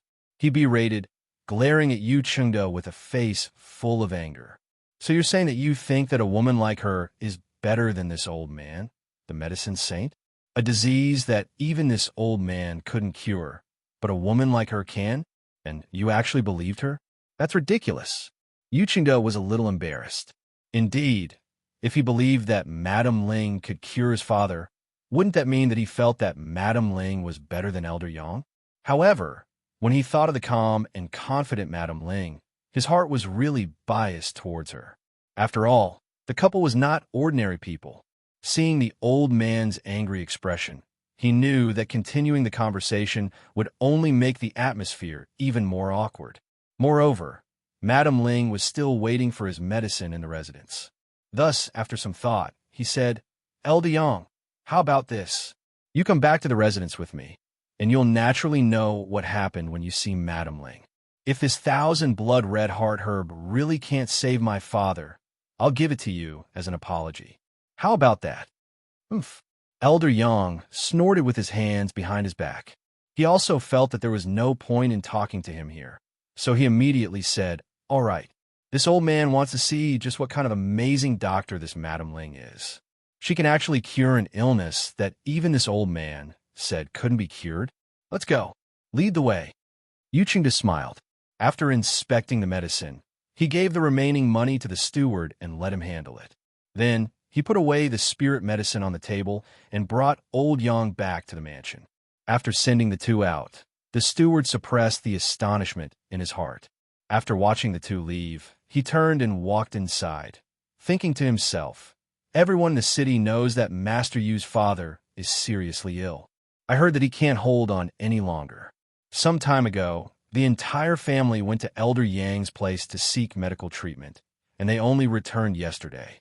Now that he says that a woman can cure him, he's probably been deceived. As he walked inside, he bumped into the owner of the 100 Herbs Tower. Didn't I hear that Elder Yang came?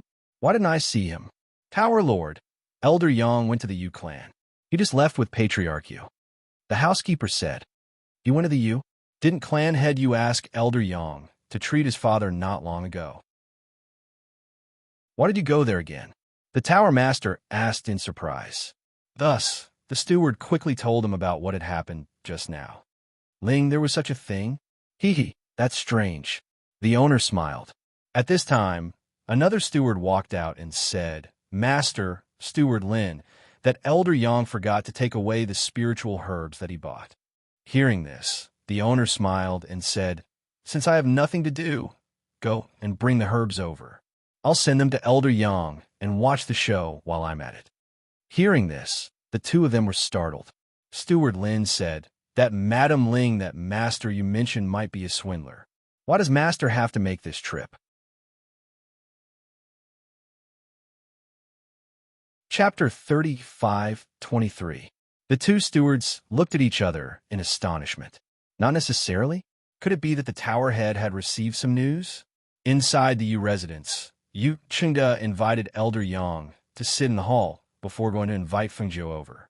When he arrived at the rear courtyard, he saw the two people sunbathing in the courtyard. He called out, Master Ling, Madam Ling, have you prepared everything? Fengjiu asked Yu Chengda, who was standing outside the courtyard. Yes, everything has been prepared. Yu Chengda paused for a moment before continuing, Madam Ling, when I went to the 100 Herbs building to buy spiritual medicine, I ran into Elder Yang. As he spoke, he realized that she might not know who Elder Yang was, so he explained, he's the famous doctor we went to seek treatment from this time. He came for the 1,000-blood red heart grass, but I unexpectedly bought it first, and then he explained the matter to her and said apologetically, I really couldn't refuse. Right now, he's sitting in the front hall. Fengjiu smiled, so it's like that. It's fine, I'll go see him. She stood up and said to Xianyuan Mose, I'll be right back. Xianyuan Mose responded. After watching her leave with Yu Chengda, he closed his eyes and closed them for a moment. In the front hall, Elder Yang was drinking tea. When he heard footsteps outside, he put down his teacup and looked over. His gaze naturally went past Yu Chengda and landed on the green-clothed woman next to him. He sized her up and asked in an unfriendly tone, You're that Madam Ling? She looked so young, but she actually said that she knew medicine. She even said that she could treat illnesses that he couldn't. She was really going too far. Fengjiu glanced at him and smiled. That's right. She walked forward and sat down on a chair. She turned to look at Yu Chengda. What about those things? Let me have a look. It was obvious that she didn't think much of Elder Yang. Her actions infuriated Elder Yang. He slammed the table heavily and roared. That 1,000-blood red heart grass is poisonous. How dare you say that you can give it to his father? Do you want him to die faster? Fengjiu glanced at him and asked unhurriedly, Who are you? Why are you meddling in my business? Yu Chengda, who was at the side, saw that the two of them were not on good terms. Just as he was about to mediate the situation, he heard Elder Yang snort loudly. Umph. This little woman didn't know who he was. The one sitting in front of you is the respected alchemy saint. Fengjiu raised his eyebrows. Oh, I heard from Clan Head Yu that his father's illness can't be cured. Elder Yang frowned. So what if this old man can't cure him? Do you think you can cure him? Not only can you not cure him, but you also don't know what kind of illness he has, right? You can't even see these symptoms, yet you still have a nerve to say that you're the respected alchemy saint? Fengjiu's voice carried a hint of a smile. Her casual tone and the nonchalant expression on her face made Elder Yang angry. Elder Yang stood up angrily and pointed at Fengjiu, shouting, You're too presumptuous. Clan Head Yu quickly stepped forward. Elder Yang, please sit down first. Don't be angry. As he spoke, he took out the things he had prepared and placed them on the tea table. Madam Ling, do you think these things are all right? Is there anything else missing?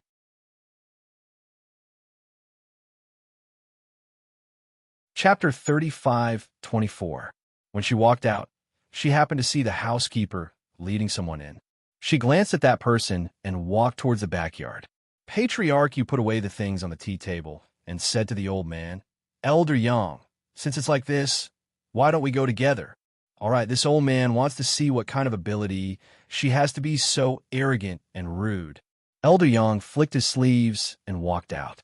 When he saw the person who walked in, he couldn't help but be surprised. Tower Master Bailey, why are you here? Haha, Elder Yang, the medicinal herbs you bought were left in my building. When I heard the housekeeper's report, I wanted to come and take a look, so I brought the herbs for you, he said with a smile and cupped his hands towards Yu Chengde.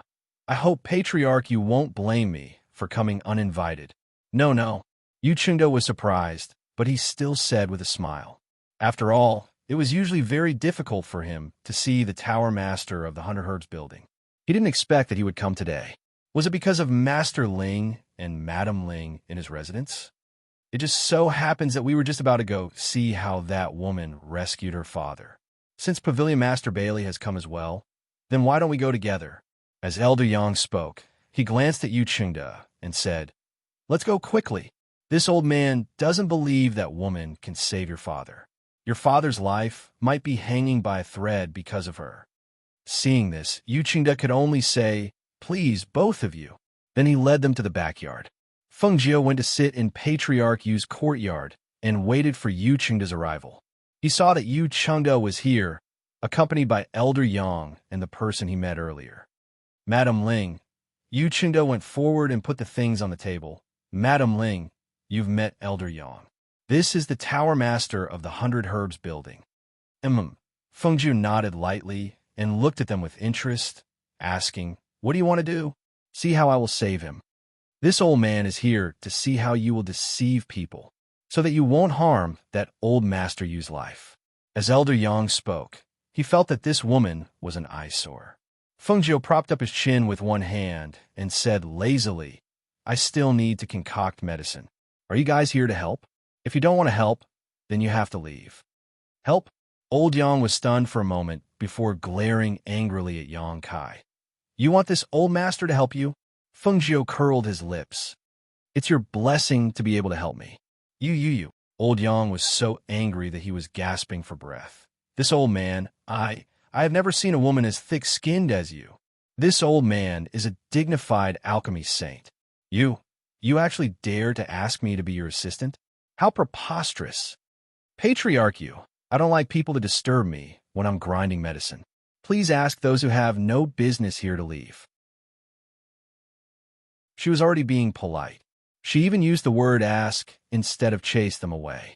Seeing this, Patriarch you couldn't help but look at Elder Yang and Tower Master Bailey. He said hesitantly, The two of you look. Speaking of which, I haven't concocted medicine for a long time. I'm happy to help this madam. Tower Master Bailey said with a smile. He stepped forward and cupped his hands in greeting. His gaze fell on Feng Jiu. Seeing this, Elder Yang took a deep breath and said, Fine. This old man wants to see what kind of ability you have. If you don't have the ability, don't blame this old man for settling the score later. Chapter 35:25. Who do you think you are? What do you have that can make this old man shocked and inexplicably shocked? With your deceitful tricks, this old man would be ashamed to tell others about them. Elder Yang sneered disapprovingly. House Master Bailey's eyes flashed as he looked at the green-clothed woman. He smiled and said, Madam, there is no need to worry.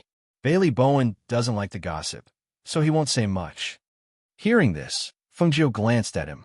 Seeing his natural and unrestrained manner, she didn't say anything else.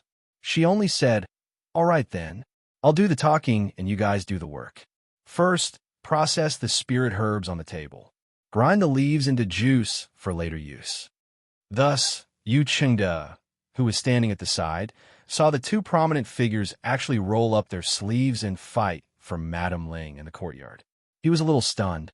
Elder Yang and Bailey Bowen were grinding the medicine and doing as she requested. They also occasionally looked at her sitting there and mixing something with a few small transparent bottles.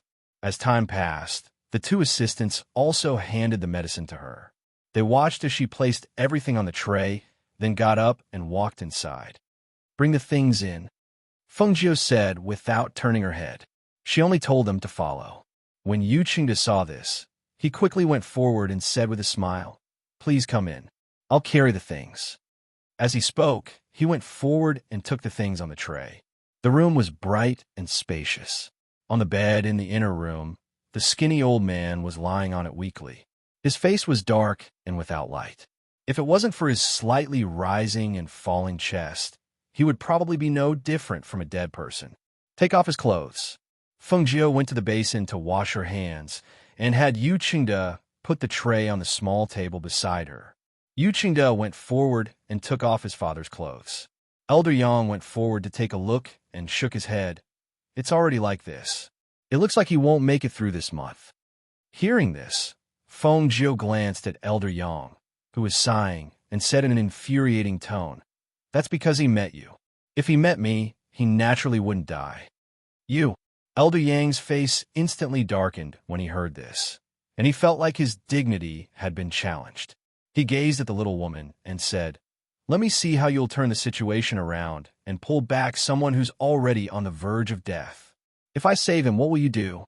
She raised her eyebrows and asked.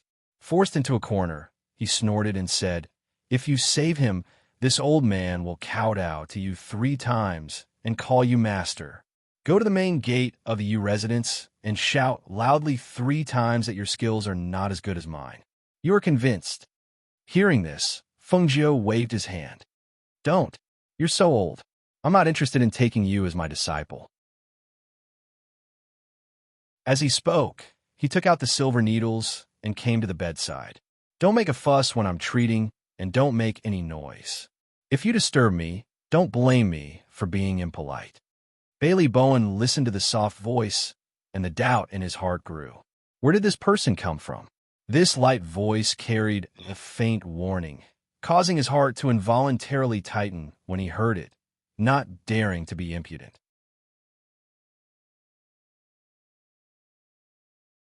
Chapter 35:26.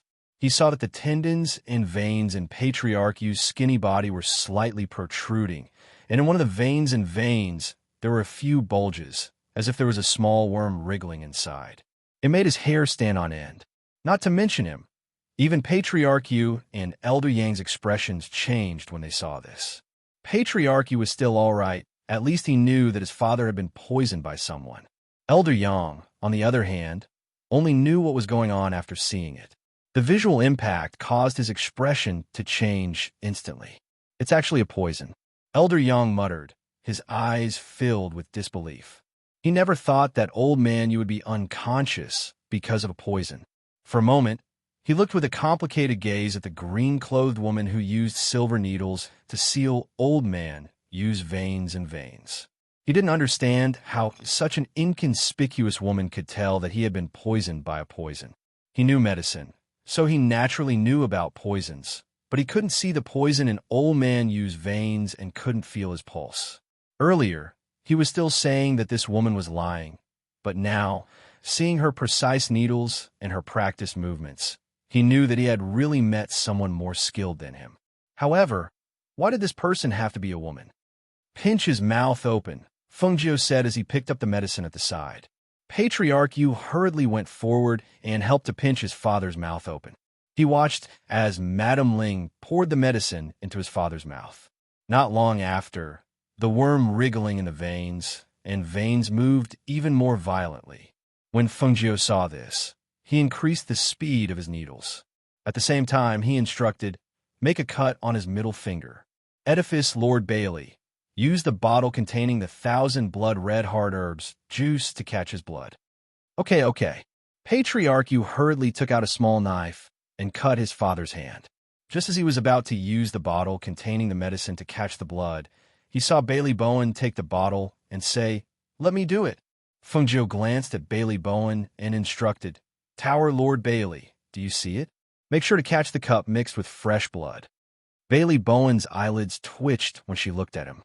When he heard that she was going to catch the cup bug mixed in the blood, the corners of his mouth twitched involuntarily. He braced himself and said, "Mrs. Ling, don't worry. I will catch it. Elder Yang only stared at Elder Yu's body. He saw that after the woman used the silver needles to seal the blood vessels, the cupworms wriggled along the blood vessels on his arm.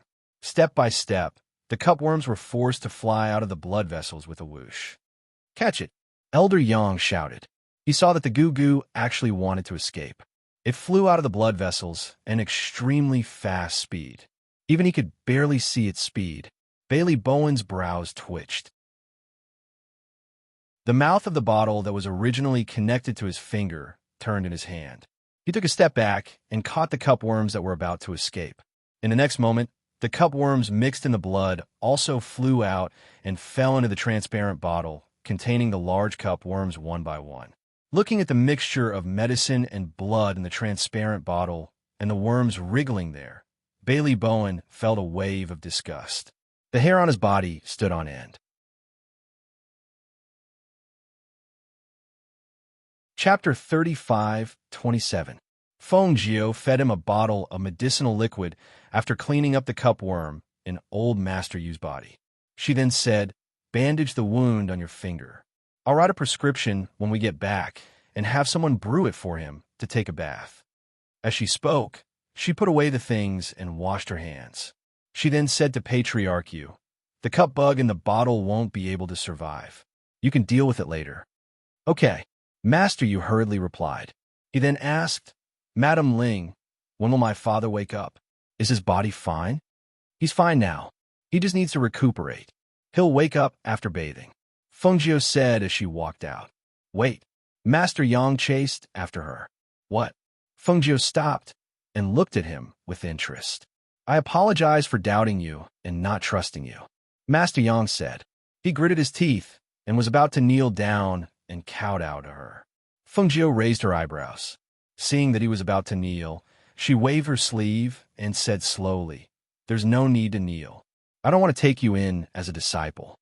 Master Yang knelt down on both knees, but no matter how hard he tried, he couldn't kneel down. It was as if there was a pair of hands holding him up. He couldn't kneel down, and his legs gradually straightened. He was shocked. He looked at the woman in green who turned and walked out. He stood there in a daze. Bailey Bowen's eyes flashed when he saw the scene that had just taken place. She was indeed not simple. "Master Yang, I told you. Master Ling and Madam Ling aren't liars. They even saved me on the way here. We met by chance. They really aren't scheming people." Master Yu walked out and said to Master Yang, who was still standing there in a daze.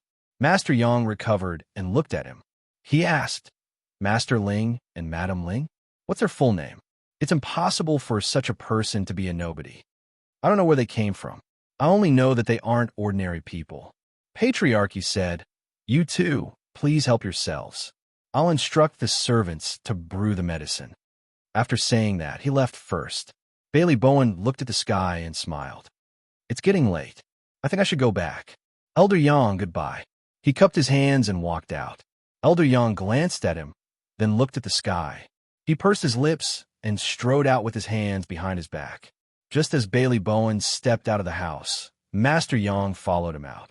Bailey Bowen, who was going to leave in the future, stopped and was about to call him out.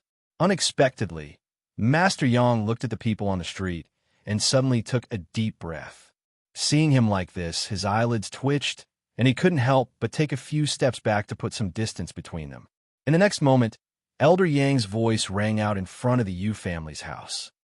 "I, Yang, am not as skilled as others. I'm sincerely convinced by Madam Ling. I'm not worthy of being called the medicine saint. I, Yang, am sincerely convinced by Madam Ling. I'm not worthy of being called the medicine saint. I, Yang, am sincerely convinced by Madam Ling. I'm not worthy of being called the medicine saint."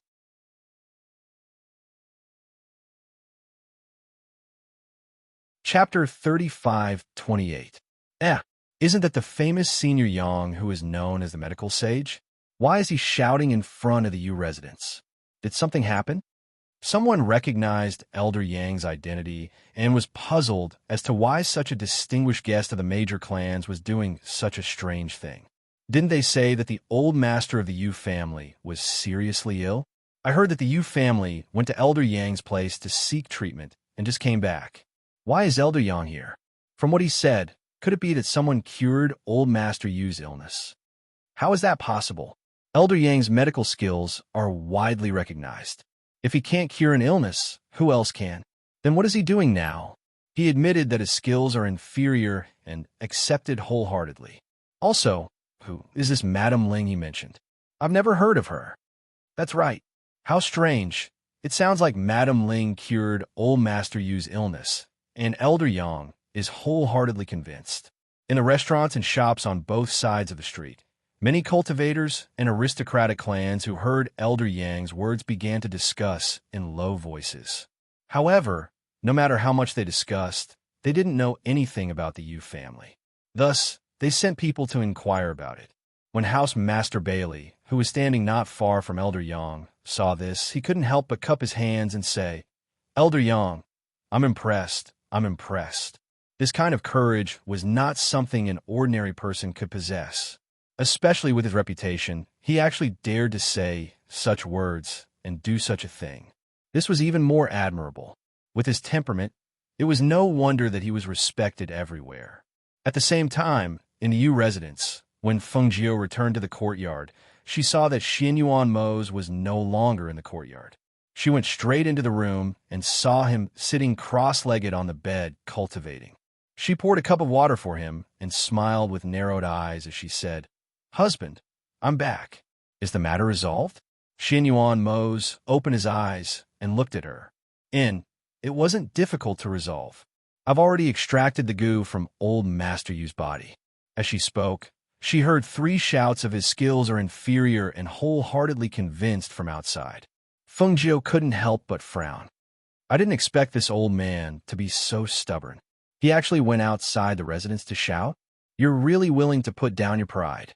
She shook her head and chuckled as she came to his side. "Tonight, let's find some time to ask the Yu family head about Sovereign Tong Tian. After that, we'll leave tomorrow." "Okay." Xin Yuan Mo smiled. In the evening, Yu Qingde saw that his father had indeed woken up from the medicinal bath, as Madame Ling had said. He couldn't help but shed tears of joy. After helping his father lie down, he hurried to their courtyard. "Master Ling, Madame Ling, my father is awake." He walked into the courtyard happily and said to the 2 people who were playing chess, "Wake up and recuperate for a while. You'll be able to recover." Feng Jiu said and gestured, "Sit. I happen to have something to ask you." "Yes, yes." He sat down at the table. When he sat down, he looked at the 2 of them and felt that sitting at the same table with them made him feel nervous and oppressed. "Patriarch, we would like to know more about Sovereign Tong Tian. Please tell us more about him." Feng Jiu said directly. This." He looked at the 2 of them in surprise. He didn't expect them to ask about Sovereign Tong Tian. For a moment, his expression changed slightly.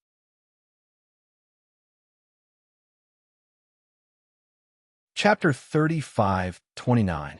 No, it's not inconvenient. Since the 2 of you have asked, I will tell you everything I know." Yu Qingde hurriedly said and told them about the Sovereign of the Sky-reaching sect. Outside, the people who couldn't get any information could only stare at the Yu residence. Some people thought about it and found Elder Yang, wanting to know what was going on from his mouth. However, no matter how they asked, they couldn't get anything out of him. However, some doctors who wanted to become famous couldn't hold back. When they found out that even Elder Yang was convinced that his skills were inferior, some people who wanted to use Madame Ling as a stepping stone went to the Yu residence, wanting to meet this Madame Ling. What kind of existence was Elder Yang? He was the famous alchemy saint that all the aristocratic families had to show some respect to. Now that he had lost to Madame Ling for some unknown reason, as long as they could defeat Madame Ling, their status would naturally be different. This was the time for them to become famous. Thinking of this, those doctors didn't care that it was late at night and went to the Yu residence. They said that they were visiting, but they were actually going for Madame Ling. In the 100 Herbs building, Bailey Bowen was thinking. In fact, he couldn't guess Madame Ling's identity. In this mainland, he had never heard of a Madame Ling with superb medical skills. However, to be able to make Elder Yang admit defeat, This person was indeed capable. Building master, building master. The steward hurriedly ran in and shouted outside, but didn't dare to push the door open. Come in, Bailey Bowen said from inside. Steward Lin pushed the door open and came in. He walked quickly to Bailey Bowen. Building master, there are many people gathered in front of the U residence, saying that they want to see Madame Ling's medical skills. The U residence closed the door, and those people are now arguing outside the U residence. Steward Lin reported. Because the pavilion head had instructed him to keep an eye on the movements of the U clan, he would immediately come and report if there was any movement over there. Hearing this, Bailey Bowen laughed softly. This is very normal. Who told Elder Yang to admit defeat to Madame Ling when he shouted 3 times in front of the U residence? Now that this trouble has arisen, what about Elder Yang? There's no movement? Elder Yang has already rushed over after learning of the matter. As for the specifics, his subordinates have yet to report back. As Steward Lin spoke, he glanced at his master and couldn't suppress the curiosity in his heart as he asked, Tower Master, who exactly is that Madame Ling? Is his medical skills really better than Elder Yang's? Don't ask about things you shouldn't ask about. You may leave. He waved his hand, indicating for him to leave. Then do we still need to keep an eye on the U clan? Steward Lin asked again. Bailey Bowen thought for a moment and said, Keep an eye on him. Although he knew that Madame Ling would not care about this matter, he wanted to know how she would deal with it now that things had gotten out of hand. Yes, Steward Lin responded and then left. On the other hand, in the U mansion, Yu Chengde was apologetic after hearing about the situation outside. Madame Ling, don't worry. I won't let those people come in and disturb you. I've already sent them away. It doesn't matter. We were planning to leave tomorrow anyway, Feng Jiu said casually while eating the pastries.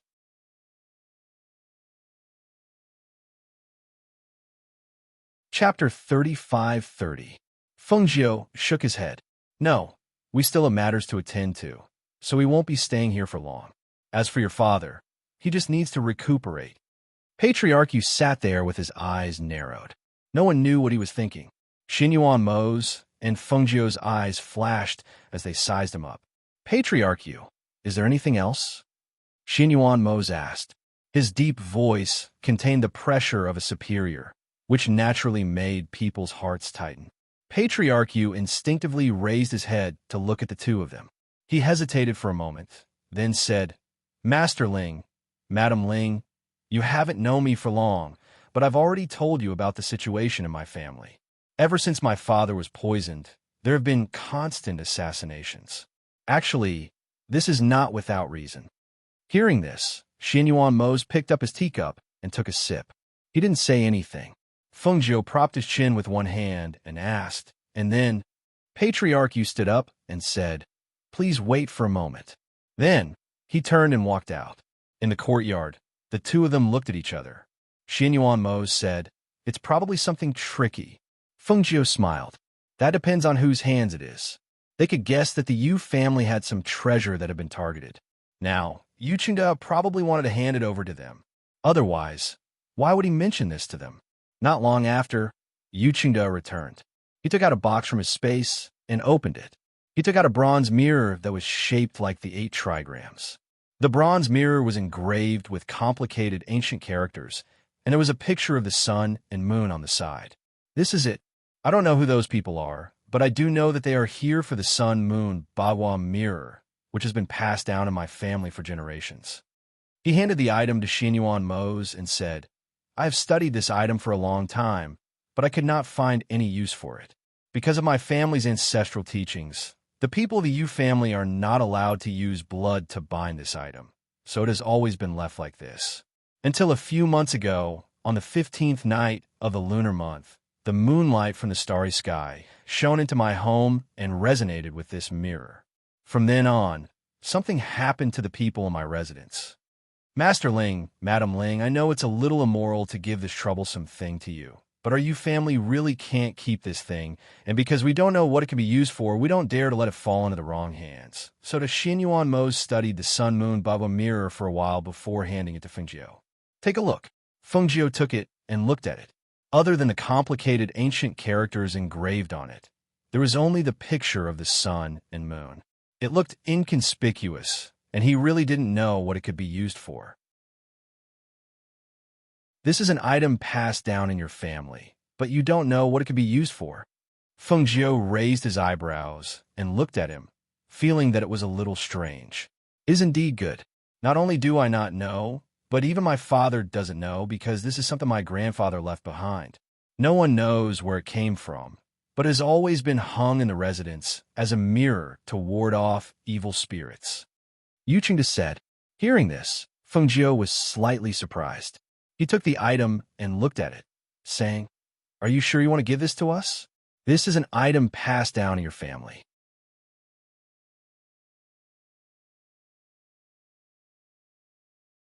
Chapter 35-31. Fengjiu glanced at the 8 trigrams mirror in her hand. Her eyes flickered. She felt her palm heating up as she held the 8 trigrams mirror in her hand. She said, "All right, I'll keep this. You just need to spread the news and let those people know that this mirror is in my hands." Yuqingda stood up and cupped his hands at them. "Thank you, Master Ling, Madam Ling." He thought that with their strength, they shouldn't be afraid of those people. "Then I'll go back first. You two should rest early." He turned around and left as he spoke. After he left, Fengjiu held the sun-moon 8 trigrams mirror and said to Xinyuan Mose, "This mirror is a little strange. My palm feels a little hot when I hold it." Xinyuan Mose said, "Then try dripping your blood on it to make it recognize you as its master. See if it's a magic tool." "Okay." She nodded and squeezed out a drop of blood from her fingertip. However, when she saw that the drop of blood didn't seep into the 8 trigrams mirror, she couldn't help but be slightly surprised. This thing shouldn't be a magic tool, right? Why can't I drip my blood on it and make it recognize me as its master?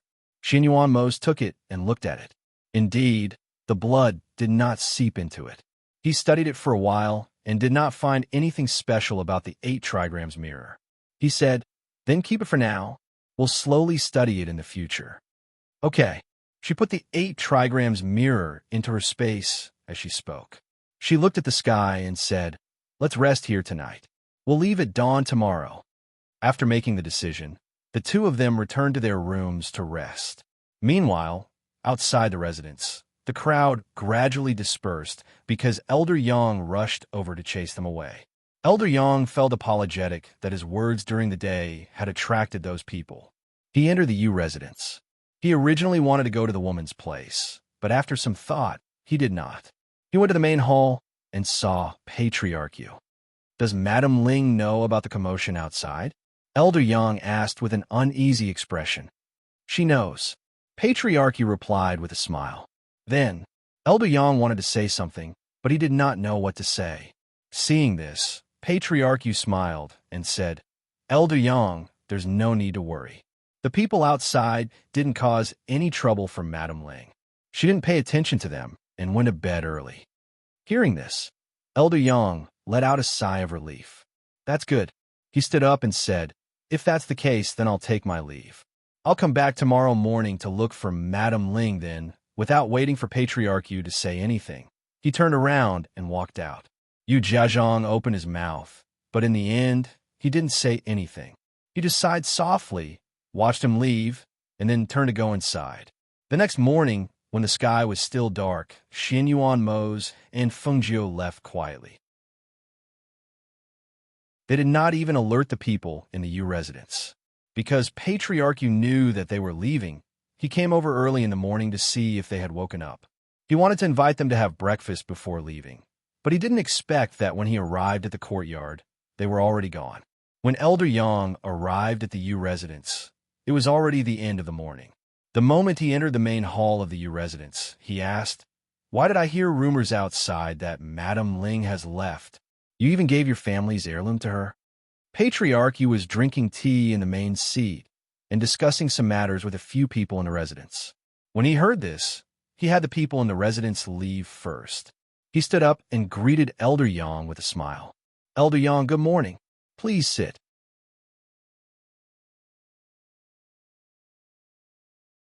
Chapter 35-32. Patriarch Yu smiled and walked forward. Yes, they left. I only found out they left when I went over this morning. Elder Yang frowned and fell silent. After a long while, he asked, did they say where they were going, or when they will be back? This. Patriarch Yu paused and smiled. They didn't say. Rumor has it that you gave that thing to them. Is that true? Elder Yang narrowed his eyes and asked. That's right. Patriarch Yu nodded. I gave it to them last night. After all, that thing will only bring trouble to our Yu family. However, it's in the hands of Master Ling and Madam Ling. It won't be easy for ordinary people to take it. So, after getting Madam Ling's permission, I gave it to her. Elder Yang fell silent for a while and said, if they come in the future, remember to inform me. Then, he left a communication jade token to Patriarch Yu.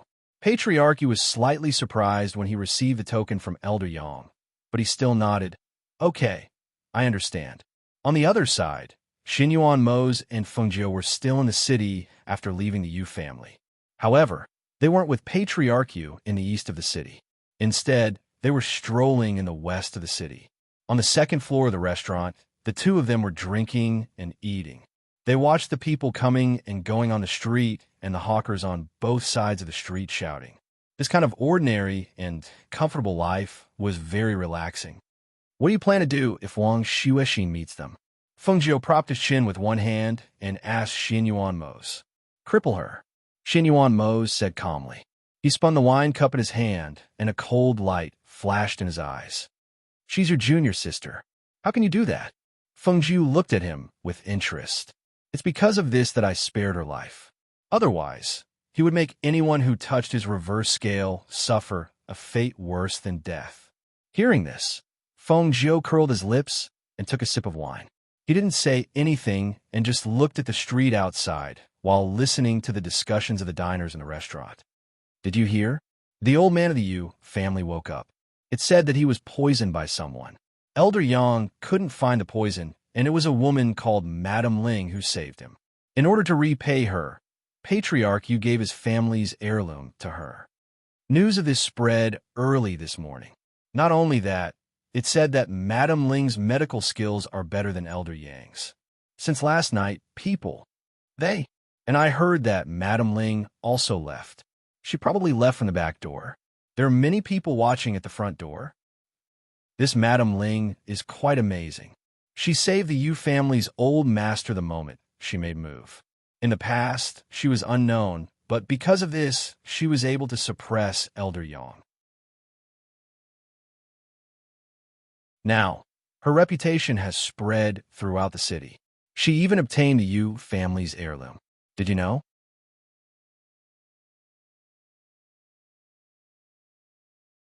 Chapter 35-33.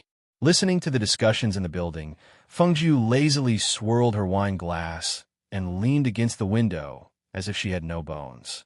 She listened to the gossip while enjoying this moment of leisure. Suddenly, she felt someone's gaze fall on her face. She turned around and looked in the direction of that feeling. She saw a man coming up from downstairs, his gaze fixed on her. This person was the man they had shaken off that day. Xinyuan Mose's indifferent black eyes glanced at that person. His brows furrowed imperceptibly. Seeing that he kept staring at Fengjiu, he could not help but feel displeased. A wave of pressure naturally came out of his body and attacked that person. That person stood at the stairs and looked at Fengjiu. Suddenly, he felt a strong pressure coming at him. That pressure made him unable to avoid it, and his legs went weak. His whole body rolled down the stairs. Ah! He cried out in a low voice. His body fell down without any strength. The waiter behind him could not dodge in time and was also knocked down. Only a series of bangs could be heard in the restaurant. Many people looked over, and some even laughed out loud. Did this person drink too much? He can't even stand properly when walking down the stairs. How useless. He can even fall down when walking down the stairs. I've never seen such a big person fall down when walking down the stairs. Fengjiu looked at Xinyuan Mose and said with a smile, Why did you push him down? He didn't do anything to us. Also, it looks like he didn't follow us here. It was just a coincidence. I don't like him, Xinyuan Mose said indifferently. He took a sip of wine and asked, Do you want to buy something later? I'll go with you. That's good too. We'll buy some food and necessities and take a look around. Fengjiu said.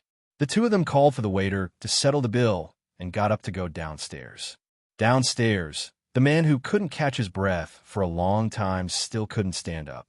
His face was pale, and his heart was beating in shock. He looked at the two people walking down the stairs hand in hand, and his eyes couldn't help but move slightly. So strong. That man had only used his aura to make him unable to stand. Not to mention, at this moment, when his gaze swept over him, a cold aura immediately surged up from the bottom of his feet to the bottom of his heart. Seeing the two of them walk past him and walk out, he paused for a moment, gritted his teeth, and followed them. Feeling that the man behind him was following them again, Xinyuan Mose's face darkened. Until Fengjiu patted his hand, the coldness in his eyes did not dissipate. Fengjiu was a little surprised. She thought that the man would not follow them after being forced down the stairs by the coercion. After all, those who were sensible knew that their strength was far above his if they could use coercion to make him unable to stand. Since that was the case, why did he follow them without fear of death? It would be one thing if she didn't disguise herself and still appeared in front of others with her stunning appearance. Perhaps she could even think that the other party had taken a fancy to her appearance. However, she was dressed in green and had an ordinary appearance. Naturally, she couldn't be here for this. Since she wasn't here for this, then what was she here for? You're tuning in to the Romance Rendezvous YouTube channel. We're so grateful for your support, and don't forget to subscribe to join us on this incredible journey through captivating stories. Your generosity through donations truly makes a world of difference, as it's the primary source of revenue that allows me to expand and enhance this channel for you. Thank you from the bottom of my heart for being a part of this adventure.